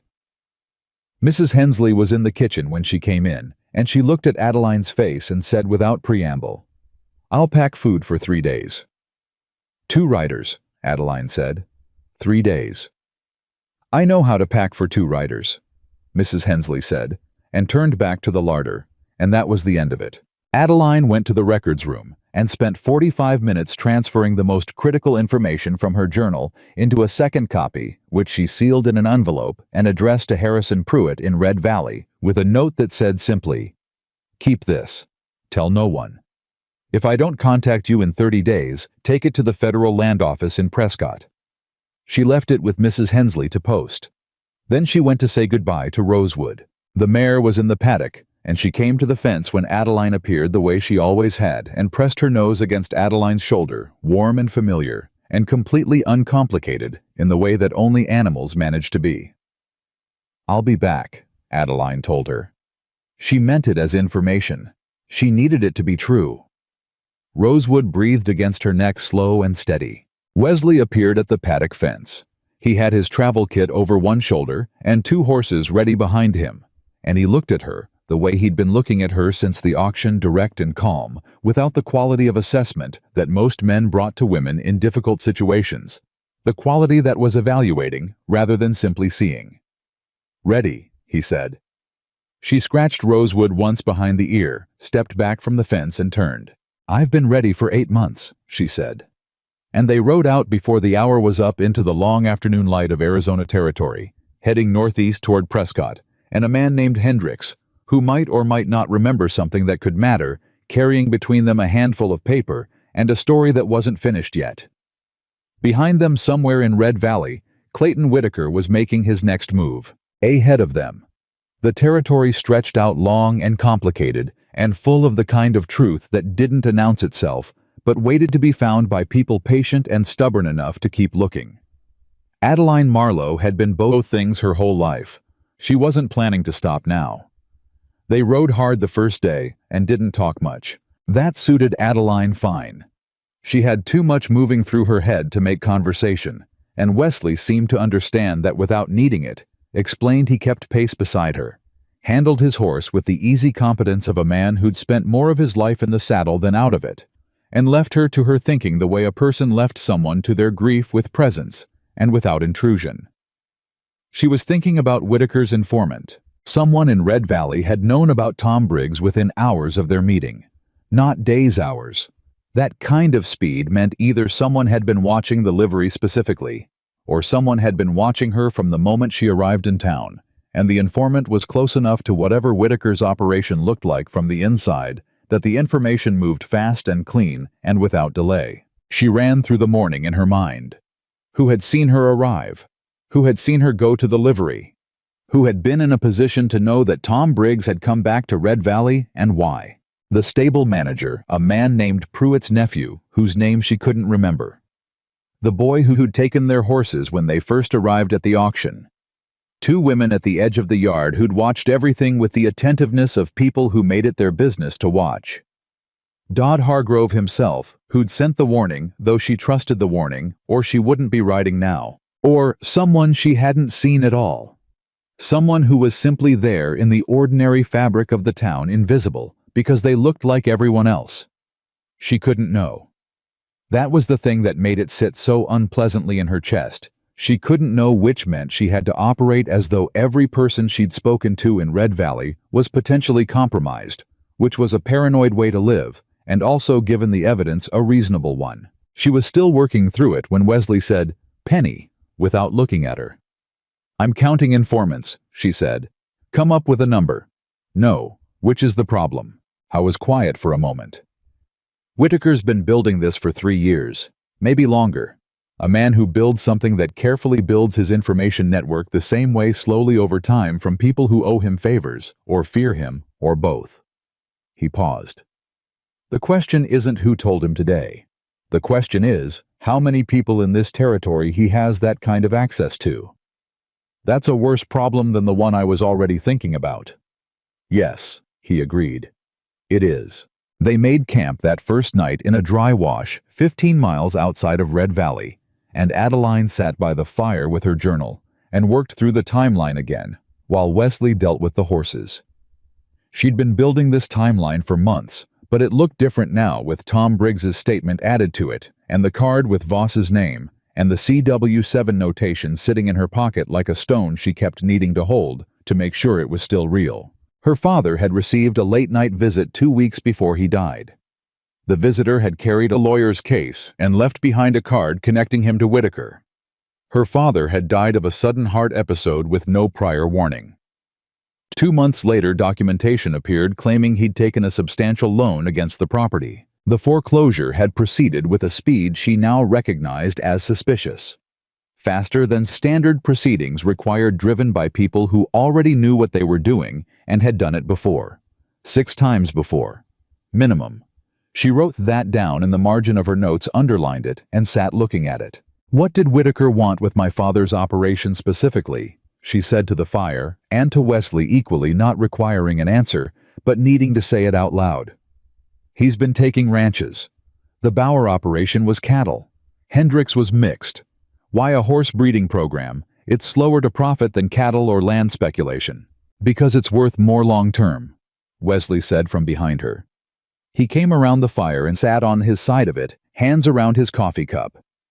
Cattle you sell once, land you hold or develop. But a breeding program with 30 years of documentation, that's a competitive advantage that compounds. The buyers who'd pay for access to Marlowe bloodline records aren't local ranchers. They're operations in California, in Texas, and Mexico. People building programs of their own who want a head start. He looked at her across the fire. Your father's records are worth 10 times what the ranch is worth to the right buyer. She sat with that.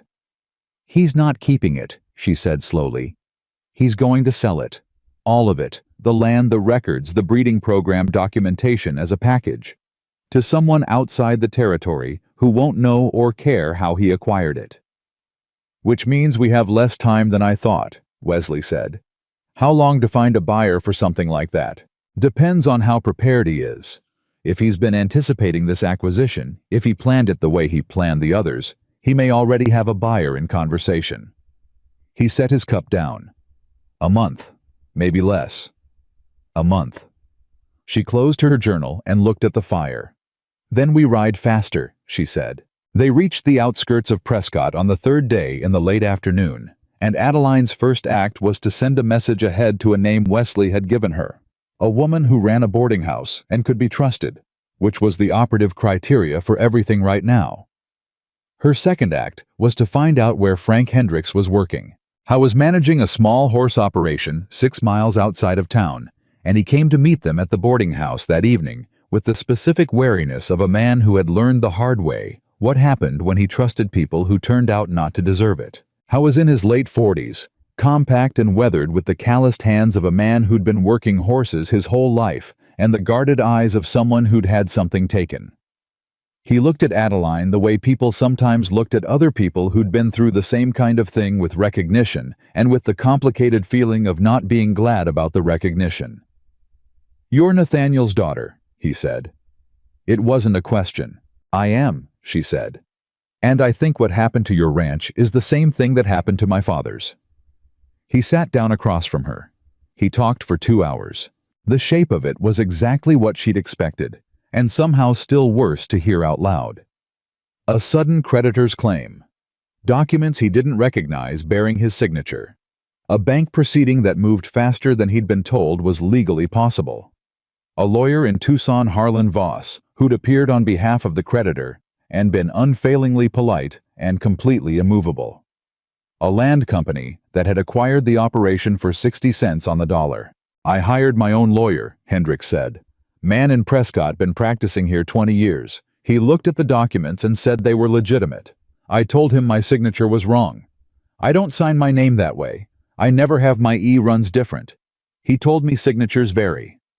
A pause, and the pause had a bitterness in it that 8 months of her own life made completely familiar to her. "I told him I knew my own handwriting. He told me grief and stress could affect memory." Adeline's jaw tightened. She kept her face still. "Did you keep anything?" she asked. "Any documentation from before contracts correspondence? Anything from the original operation?" Hendricks looked at her. Then he looked at Wesley. Then he got up without saying anything and went to the back room and came back with a wooden box that had the look of something that had been carried carefully for a long time. He set it on the table between them. "Everything I could take before they changed the locks," he said. She opened the box. Inside were 3 years of careful records. Not the meticulous system her father had used, but thorough enough. The documentation of a man who'd operated his business honestly and kept the evidence of that honesty in a wooden box, because some part of him had known, even when he'd tried not to know, that he was going to need it. She went through it page by page quickly, not reading everything, but reading enough to understand the shape of it. Contracts, correspondence, bank statements. And near the bottom, a letter from a law firm in Tucson, from Harlan Voss. Dated 14 months ago, 4 months before Hendricks lost the ranch. She read it twice. It was carefully worded, the language of a man who understood how to say things without technically saying them. But the substance of it was clear. If you read it with the knowledge she was carrying, Voss was communicating with Hendricks under the pretense of a business inquiry, but what he was actually doing was assessing. Gathering information about the operation's finances, its debts, its vulnerabilities. Asking in the pleasant language of professional correspondence. Exactly the questions a man would ask if he were mapping the terrain before moving on it. "You replied to this?" she asked, holding it up. Hendricks nodded.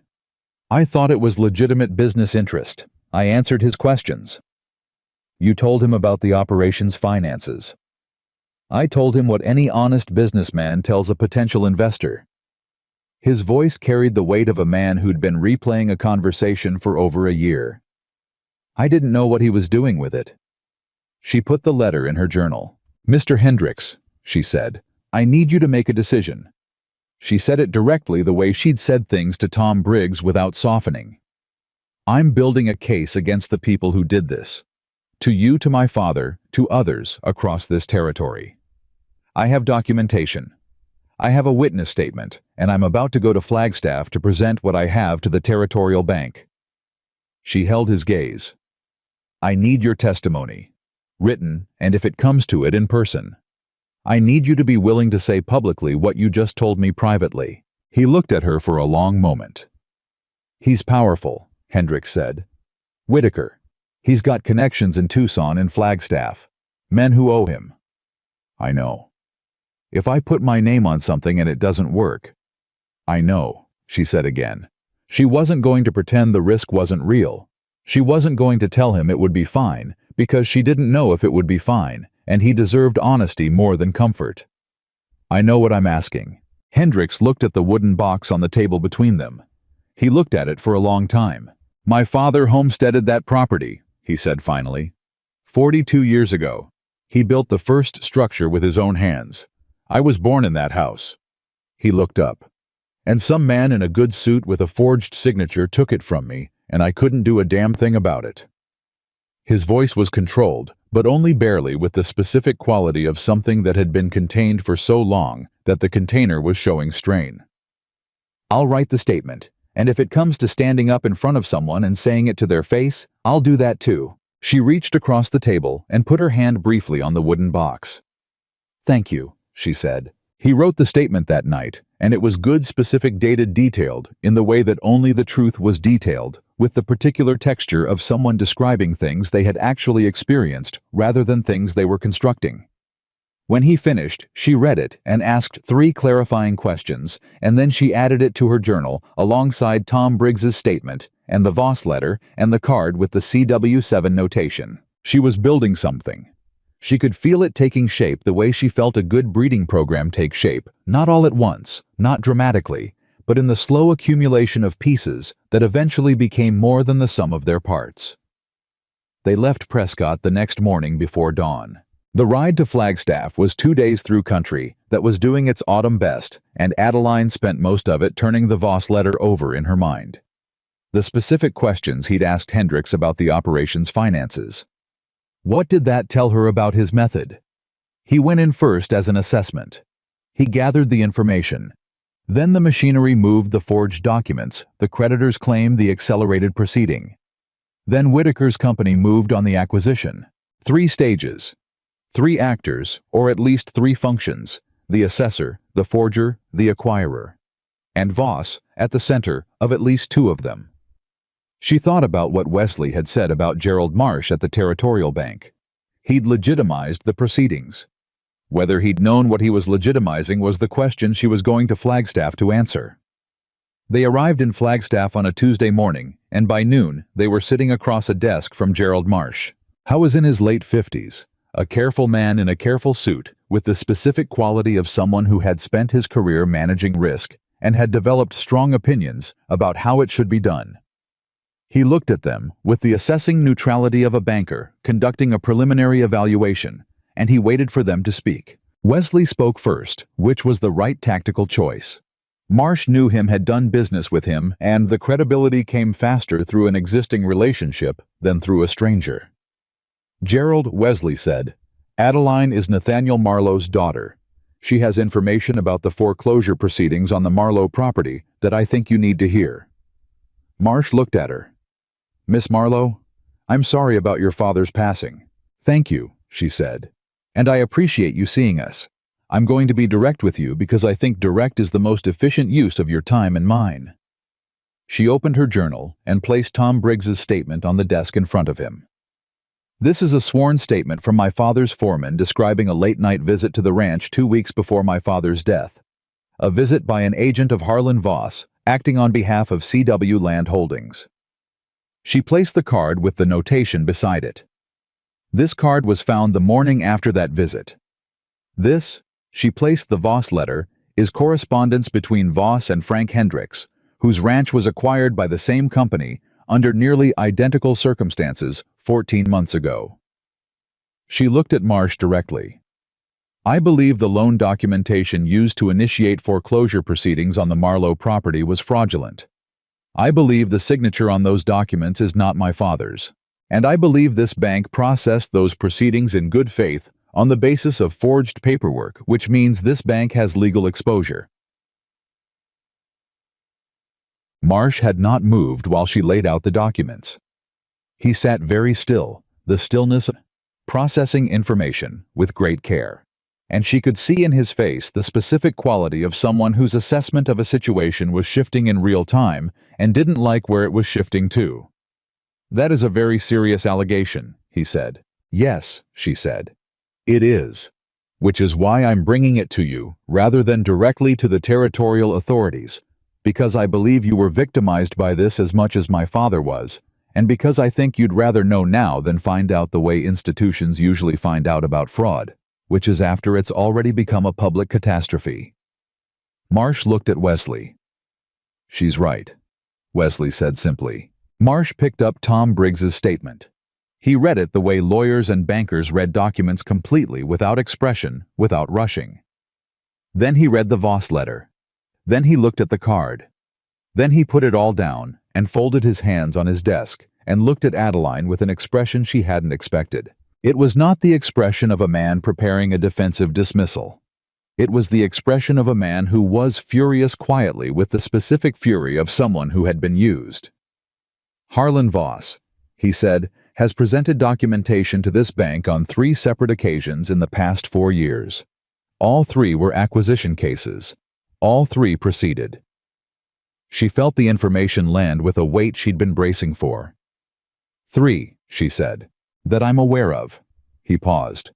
"I am now less certain that I am fully aware." He stood. "I need to pull some files. I'll need an hour."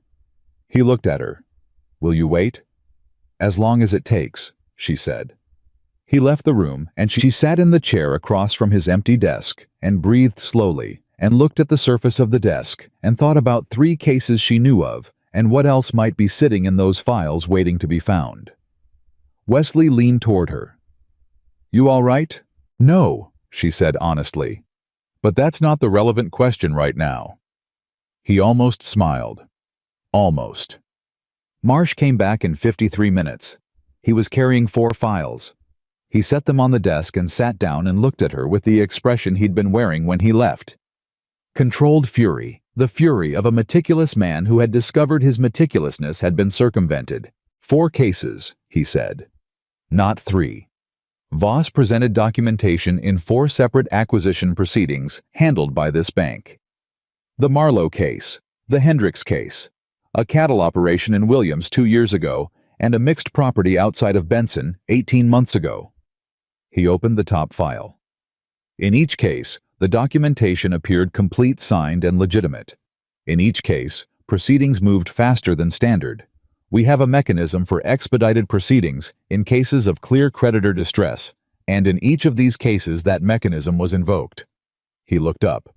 Someone knew our internal process well enough to invoke it consistently. "Someone who had done business with you before," she said. "Someone who had done business with us before," he confirmed. "Voss has been presenting cases to this bank for 8 years. He established credibility over time.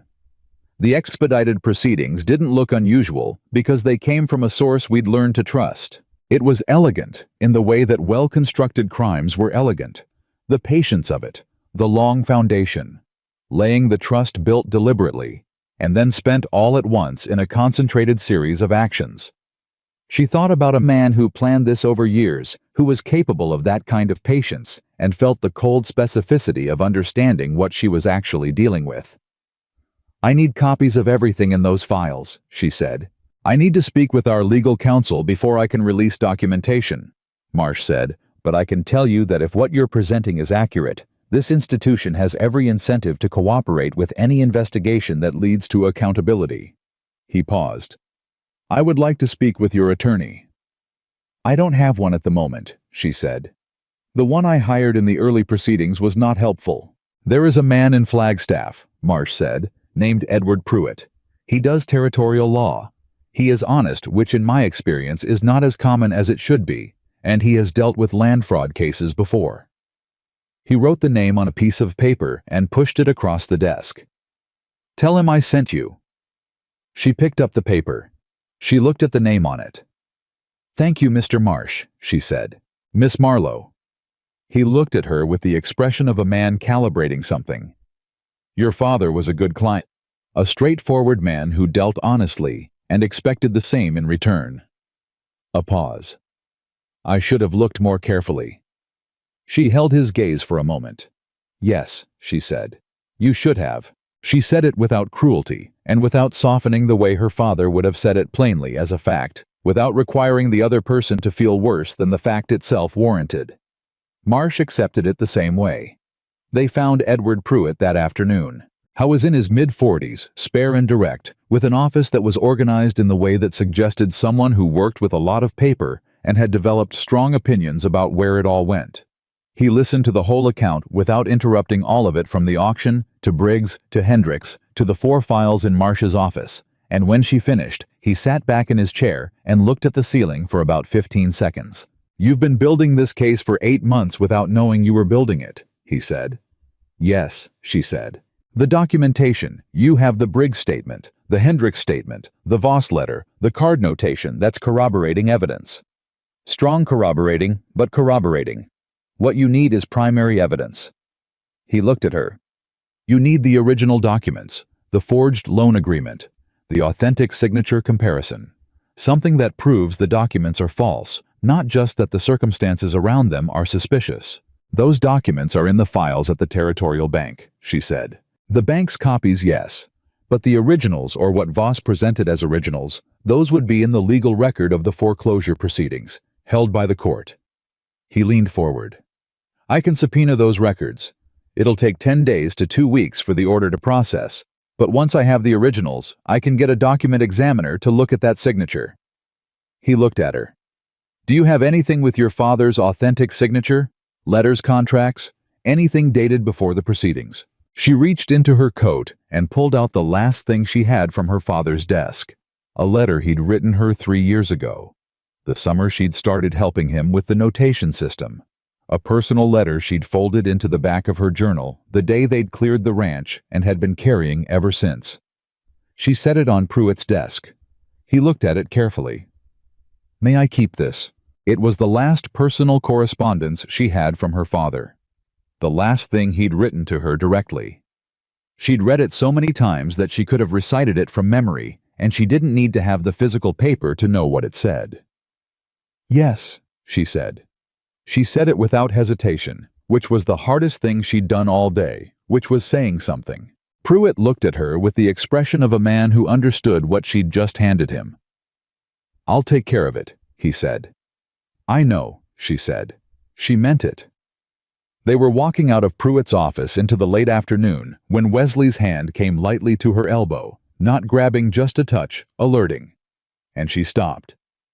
Across the street, just turning away with the speed of someone who'd been watching and had realized they'd been seen, was a man she'd seen before. Not someone she could name. Someone from the auction yard, she thought. Or was it Red Valley? The face was familiar, in the way faces were familiar when you'd registered them without consciously noting them. The background figure who turned out not to be background at all. He was gone around the corner before she could look long enough to be certain. "Did you see him?" she said quietly. "Yes," Wesley said. He said it with the specific flatness of someone who was doing the same calculation she was. Short good coat bay horse tied at the corner post. He was at the auction. "I'm not certain." "I am," she said. "He was near Whitaker's group." She kept walking, kept her pace ordinary, kept her face forward. "We've been followed since Red Valley, or since Prescott." "Probably Prescott," Wesley said. "Whitaker would have assumed we'd go to Hendricks, which means he knows we went to the bank. He'll know by tonight." She processed that as they walked. If Whitaker knew they'd been to Marsh, he'd know they had the 4-case information. He'd know Pruitt was involved. He'd know the subpoena was coming, or would come, which meant he had 10 days to 2 weeks to do something about the documents before a court order could compel their examination. A man as careful as Whitaker would not wait 10 days. "He's going to move on the documents," she said. "He's going to try to move on the documents," Wesley said. "Can Pruitt expedite the subpoena?" "I don't know. We should go back and ask." They turned around. She didn't run. Running attracted attention she couldn't afford, but she walked with the specific purpose of someone who had run out of margin for delay, and Wesley kept pace beside her without comment, and behind them somewhere the man in the good coat was already delivering his report to someone who was going to use it, and the window they had was measured in days now instead of weeks. Pruitt was still in his office. He looked up when they came back in and read their faces before either of them spoke. "What happened?" he said. "We've been followed," Adeline said. "Whitaker knows we were here. He's going to try to interfere with the documents before the subpoena can reach them." She sat down across from his desk. "Can you move faster?" Pruitt was quiet for 3 seconds. Then he reached for a piece of paper and a pen. "The judge who handles territorial land cases in this district is a man named Cowboy. He and I have a professional relationship. If I go to him tonight and represent the urgency-followed party's documented fraud risk of evidence interference, he may authorize an emergency order." He looked up. "It bypasses the standard timeline. It's not guaranteed." "Tonight," she said. "Tonight," he confirmed. He was already writing. "Where are you staying?" She named the boarding house. "I'll send word by 9 o'clock, he said. "One way or the other." They left again, and this time the afternoon had gone, and the early evening light was doing what it did in Flagstaff in the fall, turning everything a color that was beautiful in a way that had no relationship to what was happening to the people living inside it, which Adeline had always thought was one of the more honest things about light. They ate supper at the boarding house without tasting it. At 8:47, a boy knocked on the door with a note from Pruitt. "Judge Calloway has authorized the emergency order. Documents will be held under court seal as of tonight. Examination scheduled for Thursday. Be at my office at 8 in the morning. Bring everything you have." She read it twice. Then she handed it to Wesley without saying anything. He read it, set it on the table, looked at her. "You should sleep," he said. "I know," she said. "Will you?" She thought about the letter from her father sitting on Pruitt's desk. She thought about Tom Riggs writing his statement at a livery table with careful, infrequent handwriting. She thought about Hendrix's wooden box and the 14 months he'd been carrying it and not knowing what to do with what was inside. She thought about her father sitting at his desk after the late-night visitor in the lamplight, not reading, not writing, just sitting. Scared, Tom had said. Looking scared. Her father had known something was wrong. He'd known it, and he'd carried it, and he'd died 2 weeks later, and whatever he'd known had died with him, except that it hadn't. It had stayed alive in the things he'd written down, and the system he'd built, and the daughter he'd raised, and the foreman who hadn't been able to stop thinking about it. The things we do in our lives don't end when we end. That was what she understood sitting at a boarding house table in Flagstaff with a court order between her hands. The things we do go on in ways we don't always get to see. "I'll try," she said. She went to her room. She lay down. She closed her eyes. She thought about Thursday and what they were going to find when a document examiner put her father's signature beside the signature on a fraudulent loan agreement and told the truth about what he saw. She thought about what happened after that. And somewhere in the territory, Clayton Whitaker was thinking about it too. That was the thing about a man who planned carefully and patiently over years. He was also capable of planning what to do when his plans started coming apart. He hadn't survived this long by being surprised into paralysis. He was going to move, and she didn't know exactly how, and not knowing was its own particular kind of weight. But the documents were sealed now. The court had them. And in 2 days, the truth inside them was going to be visible to people who had the authority to act on it. She held on to that in the dark of the boarding house room, while the night pressed in around her. 2 days. She just needed to get through 2 more days. She didn't sleep. She lay in the dark and counted the things she knew. The way she'd once counted breeding records methodically, without sentiment, looking for the pattern underneath the data. The court order was in place. The documents were sealed. Pruitt had a judge behind him, and Marsh had the bank's institutional interest behind him, and none of that meant anything if Whitaker moved faster than they could respond. She got up at 4 and dressed in the dark and sat at the small table by the window and wrote in her journal until the light came. She wrote about her father. Not facts this time. She had 6 pages of facts already. She wrote about who he was. The way he'd stood beside a difficult horse without impatience, waiting for the animal to come to him rather than going to the animal, because he said that fear needed space to resolve itself, and the worst thing you could do was crowd it. The way he'd reviewed his ledgers at the end of every month, not because he didn't trust his own figures, but because he said the act of checking was its own form of respect for the work, for the numbers, for the people whose livelihoods depended on accuracy.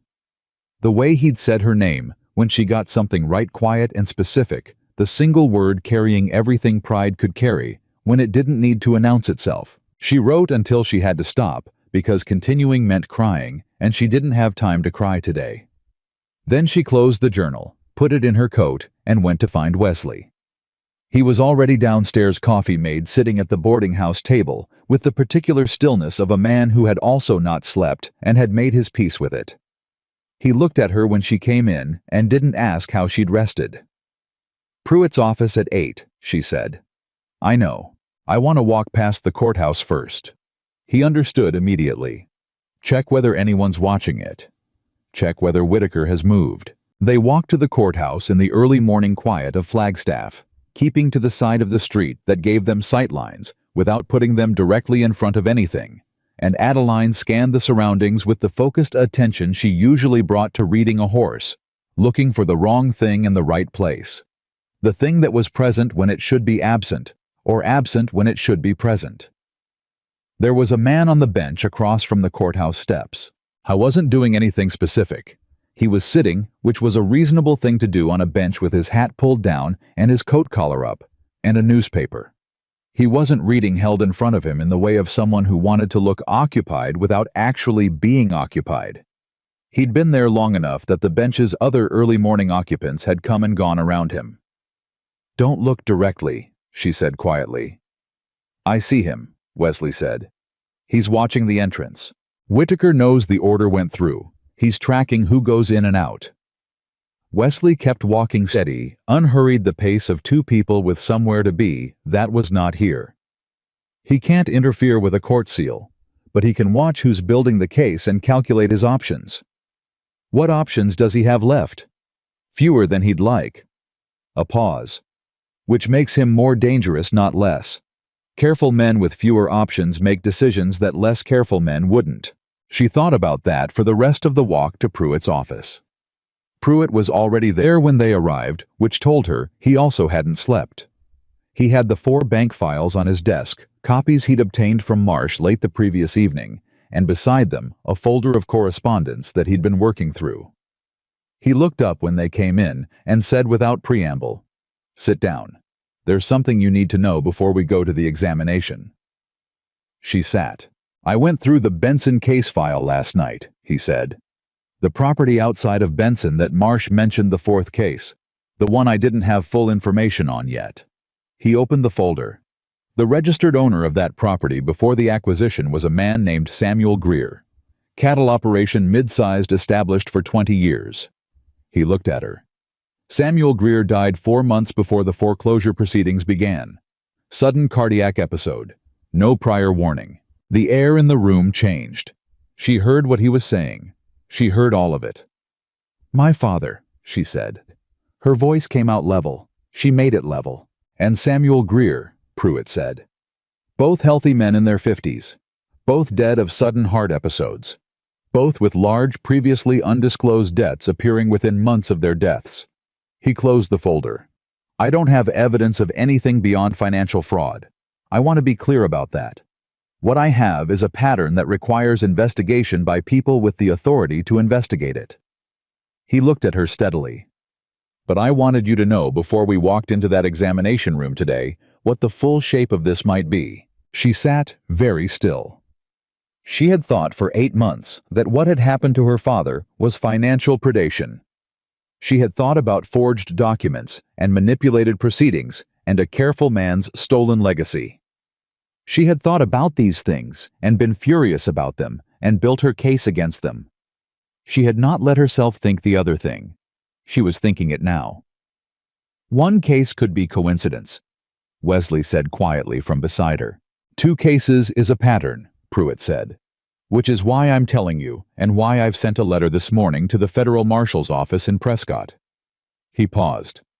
"What we're doing today is about the financial fraud. That case I can build and I can win. The other question is for someone with different authority than mine." Adeline sat with the weight of it. She had come into this room carrying a case about stolen land and forged documents. She was leaving it carrying something larger and darker, something she couldn't unknow, Now that she knew it, and she had to make a decision about where to put that, how to carry it, how to keep it from collapsing the clarity she needed for the next several hours. She put it in the same place she'd been putting unbearable things for 8 months. Not a way she'd learned it didn't go away. Nothing that true ever went away, but down below the working level, where it couldn't interfere with the task that needed doing right now. Later. She would open that door later. "What time is the examination?" she said. 10 o'clock, Pruitt said. "Then we have 2 hours. Tell me what to expect." The document examiner was a man named Aldous Crane, brought in from the territorial capital, whose specific professional expertise was the authentication of historical documents and the identification of fraudulent ones. He was 70 years old and moved with the deliberateness of someone who had spent decades doing precise work and had no intention of rushing any of it for anyone. He had been working since 8. When they entered the examination room at 10, he was standing at the table with a magnifying glass and his back to the door, and he finished what he was doing before he turned around. "Mr. Pruitt," he said. Then he looked at Adeline. "Miss Marlowe." "You know who I am," she said. "I know whose letter I've been comparing to," he said. He set the magnifying glass down on the table carefully in the specific spot he intended it to occupy.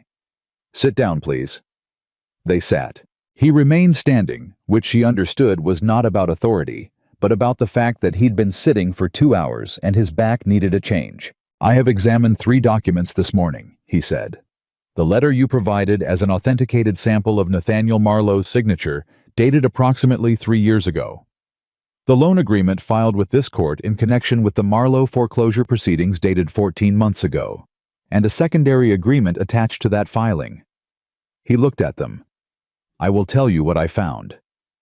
She put her hands flat on her knees under the table. "The letter is authentic," he said.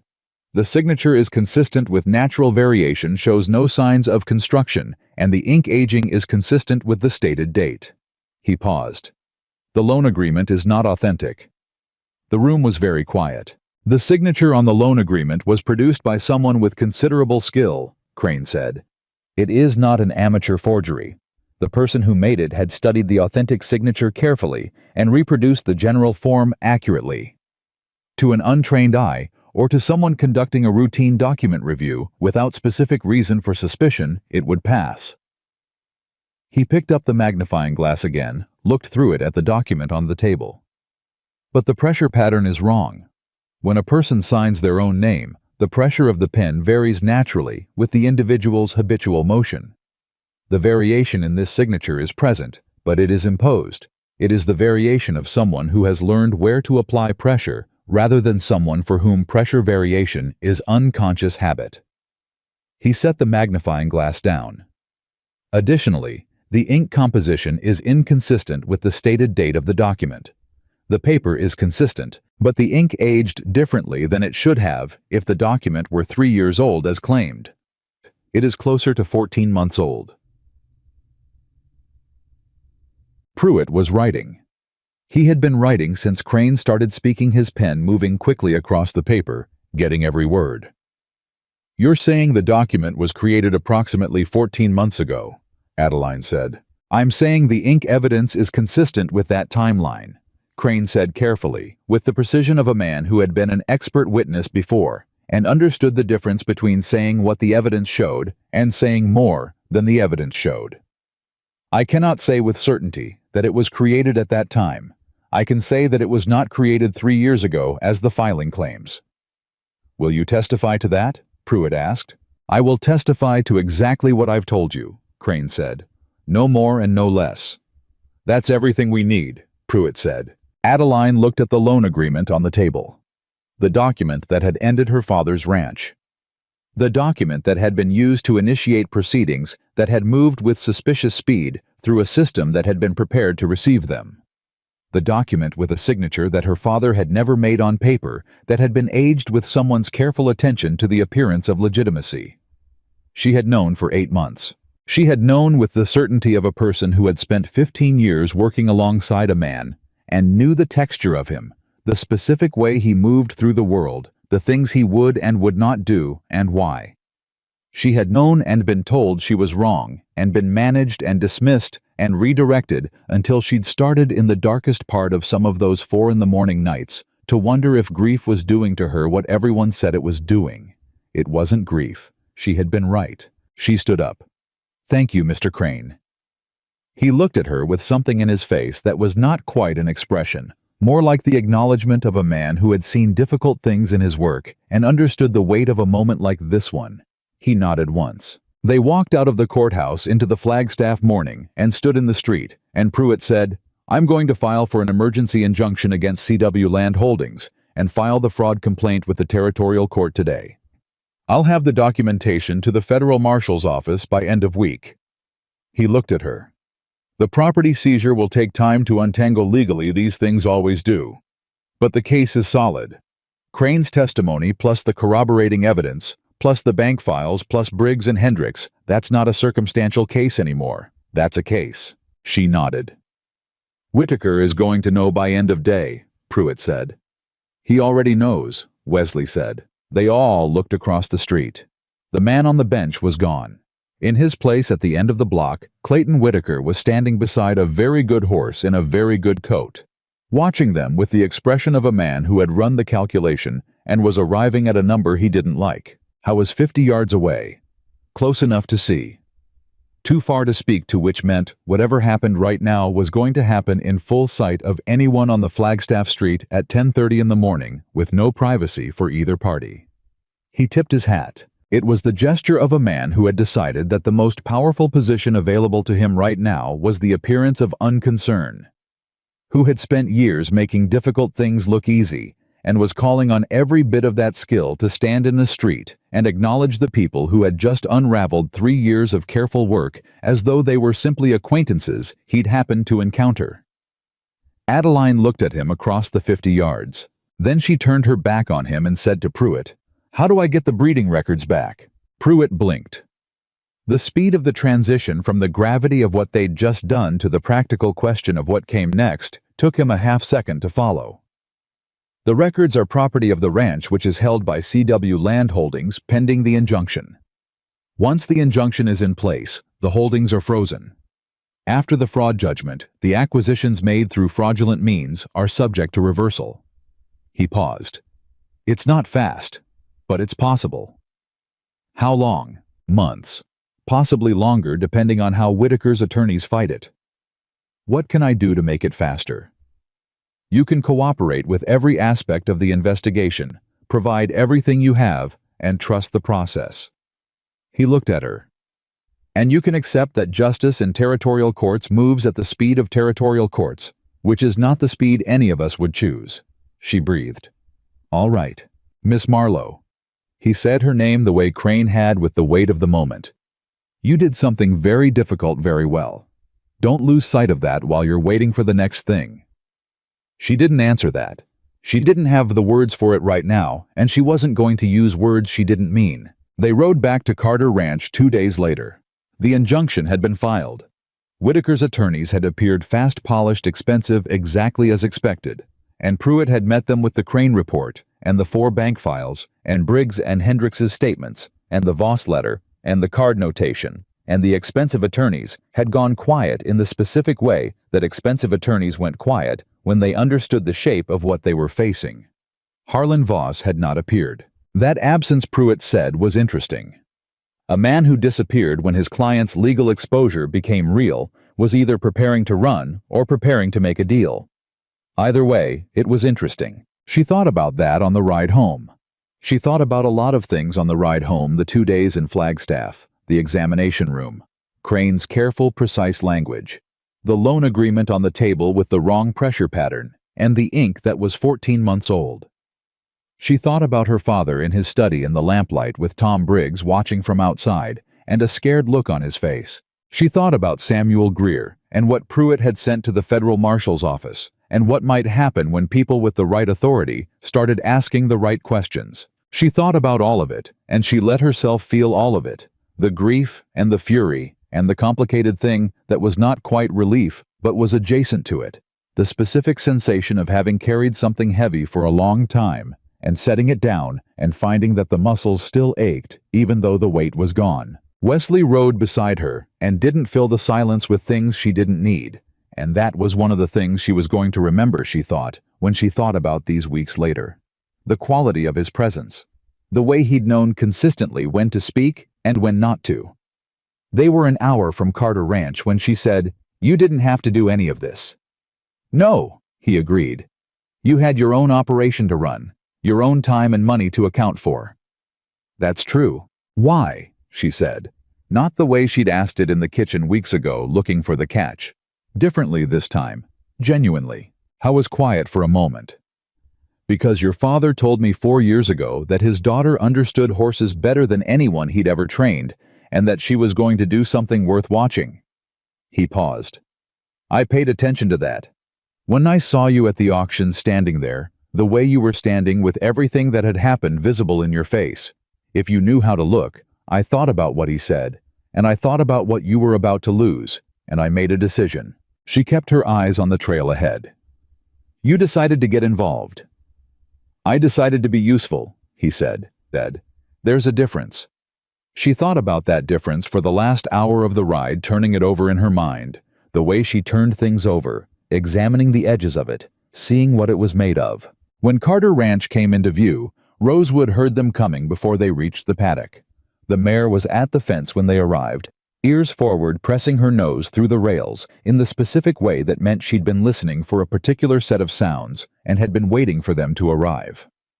Adeline dismounted and went straight to her. She put her arms around the mare's neck and stood there for a moment, in the particular completeness of someone who had been away from something they loved and had come back to find it exactly as they'd left it, changed by nothing except their own absence. "All right," she said quietly. "I'm back." Rosewood leaned into her warm and steady and unhurried the way she always had. The weeks that followed were the hardest kind, the kind where the significant thing has already happened, and what remains is the patient waiting for the process to do what processes do. Pruitt wrote twice a week with updates. The injunction held. Whitaker's attorneys filed objections that were answered and overruled. The federal marshal's office in Prescott had opened a separate investigation, the specific nature of which Pruitt communicated in careful language that told her they were looking at the deaths and not just the fraud. She worked the breeding program, the way she'd told Wesley she would, systematically building the temperament documentation alongside the physical records, cross-referencing, back through 3 years of existing data to build a foundation that the next generation of animals could stand on. She spent 3 weeks with the young stallion who'd been mishandled and brought him through the defensive pattern into something that was genuinely responsive and cooperative. And when she rode him for the first time at the end of those 3 weeks, Wesley watched from the fence and said nothing, which was exactly the right response. Danny learned fast. He was the kind of person who paid attention when he was being taught and asked questions that showed he'd actually heard what he was told. And by the end of the first month, he was handling the daily decisions of the program with a competence that freed her to work on the things that needed her specific knowledge rather than competent general management. She fell into the rhythm of the ranch, the way she fell into any rhythm that made sense gradually. Then completely, until it was simply the shape of her days, rather than a new thing she was adjusting to. In December, Pruitt sent a letter that was different from the others. She read it at the kitchen table, and her hands went still on the paper. Harlan Voss had made a deal with the federal marshal's office. A complete account of the scheme, the assessment methodology, the document construction, the financial mechanisms, the timeline of every acquisition in exchange for a reduced sentence, and the agreement that his testimony would be used to prosecute Whitaker. Every acquisition. There were 11 of them, not 7. 11 properties in 5 years across 3 territories with a methodology so refined by the end that Voss had been able to complete the paperwork for the Marlowe case in a single night. She read that and sat very still for a long moment. 11 families, 11 operations, 11 sets of people who had stood where she'd been standing, who had fought what she'd been fighting, most of whom would never know because they'd run out of fight before anyone had known to tell them what they were actually fighting. She put the letter down, picked it up again, near the end, in Pruitt's careful, measured language. The Marshals' investigation has found evidence consistent with the theory that both Nathaniel Marlowe and Samuel Greer received visits from Voss in which they were presented with fraudulent debt instruments and threatened with immediate legal action. The Marshal's office believes the shock of these visits combined with the specific nature of the confrontation may have contributed to both deaths. They have requested that this portion of the investigation be conducted under federal jurisdiction. She folded the letter. She sat with it for a long time. Wesley came in from the yard and saw her face, and sat down across from her without speaking, and she handed him the letter and watched him read it. When he looked up, she said, "He killed my father. The investigation will determine." Wesley. She said his name the way she said true things. "He killed my father." I was quiet for a moment. He didn't argue with her. He knew her well enough by now to know the difference between a statement that needed challenging and a statement that needed witnessing. "Yes," he said. "I think he did." She breathed. She breathed again. "Then I need to make sure it matters," she said. "Everything that's in Pruitt's files, everything Voss is going to testify to, everything I've built in that journal. It needs to matter for the other 10 families, not just mine. I need to give Pruitt everything I have about the other cases, the names I found, the patterns. I need to write to Bauer in New Mexico. I need to contact every person I can identify who was part of this operation, because the only way this means anything is if it's complete." "That's going to take months," Wesley said. "I know. You're going to do it anyway." "Yes." He looked at her. "I'll help." She looked back at him. This man she had known for 4 months now, who had bought her horse and handed back the reins and offered her a job and ridden to Prescott and Flagstaff and sat in a boarding house waiting for a court order and read a federal marshal's letter across a kitchen table at Carter Ranch and said without hesitation that he'd help with whatever came next. "I know," she said. "That's not nothing to me." Something happened in his face. The quickest possible version of what it was there and gone, but she saw it. She saw it, and she held it, and she went back to work. In February, Clayton Whitaker was arrested in Tucson. The territorial newspaper ran the story on the front page. Fraud, forgery, conspiracy to commit financial predation across 3 territories. The federal investigation into the deaths of Nathaniel Marlowe and Samuel Greer was referenced in the 3rd paragraph in careful legal language that said everything without technically saying anything until the evidence was complete. She read the article once. Then she went out to the paddock and stood with Rosewood in the February cold, and she told the mare what had happened, because she had always talked to horses the way other people talk to trusted friends, and Rosewood had been with her through all of it, every moment from the auction yard to this one. The mare listened with the steady, warm attention she'd always brought to Adeline's voice, and Adeline told her about Pruitt and Crane and Marsh and Tom Briggs and Hendricks and the 11 families and the federal marshal's office and the letter in December, and what it had said about a man visiting a ranch after dark with a leather case and a forged document. She told her about her father sitting at his desk in the lamplight looking scared. She told her that it was over now, that the man responsible was going to answer for it, that the records, her father's 30 years of careful documentation, were going to come back because the injunction reversal was moving through the courts, and Pruitt believed it would complete by spring, and when it did, every piece of knowledge her father had built and preserved was going to come home. Rosewood breathed against her neck. "I was right about you," she said. She wasn't talking to the horse anymore. She was talking to the man she'd been talking to in her mind for 8 months, the conversation that grief ran underneath everything else, the one she'd never get to finish because he wasn't there. "What you built, it's still here. It's still ours. They took the land, and they took the paper, and they thought that was everything, but they were wrong." She pressed her forehead against Rosewood's neck.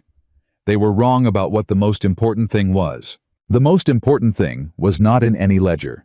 It was not on any shelf in any notation system in any set of records that a man with a lawyer's case and a forged signature could put in a box and carry away. The most important thing was what her father had given her before he could give her anything else.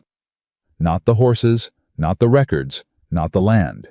The understanding, the patience, the capacity to look at something carefully and see it truly and act on what she saw without waiting for someone else to tell her it was real.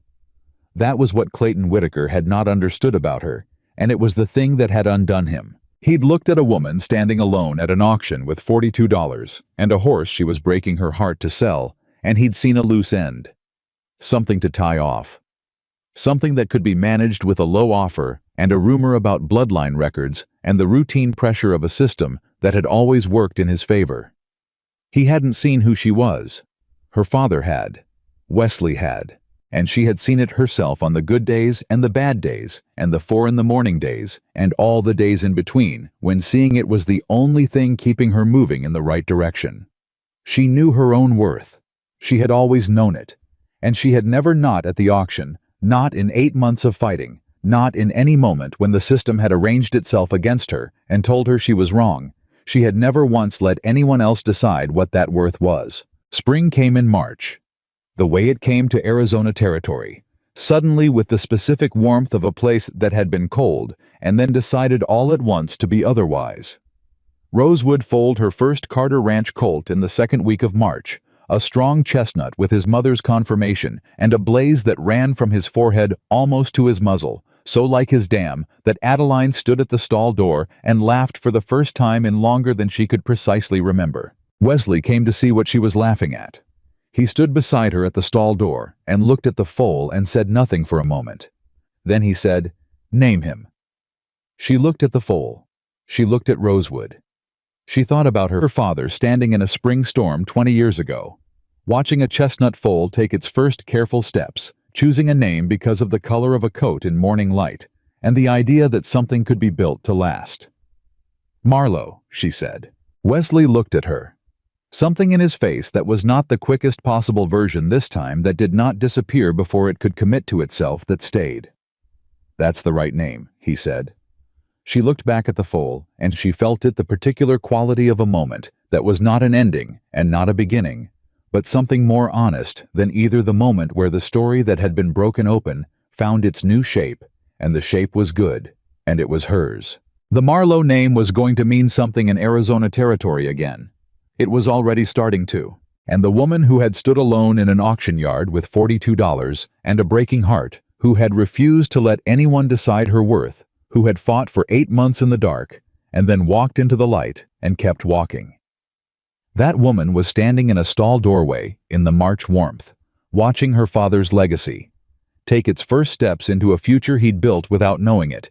And she was not alone, and she was not finished, and she was exactly where she was supposed to be. That was the truth of it. That was all of it. And it was enough.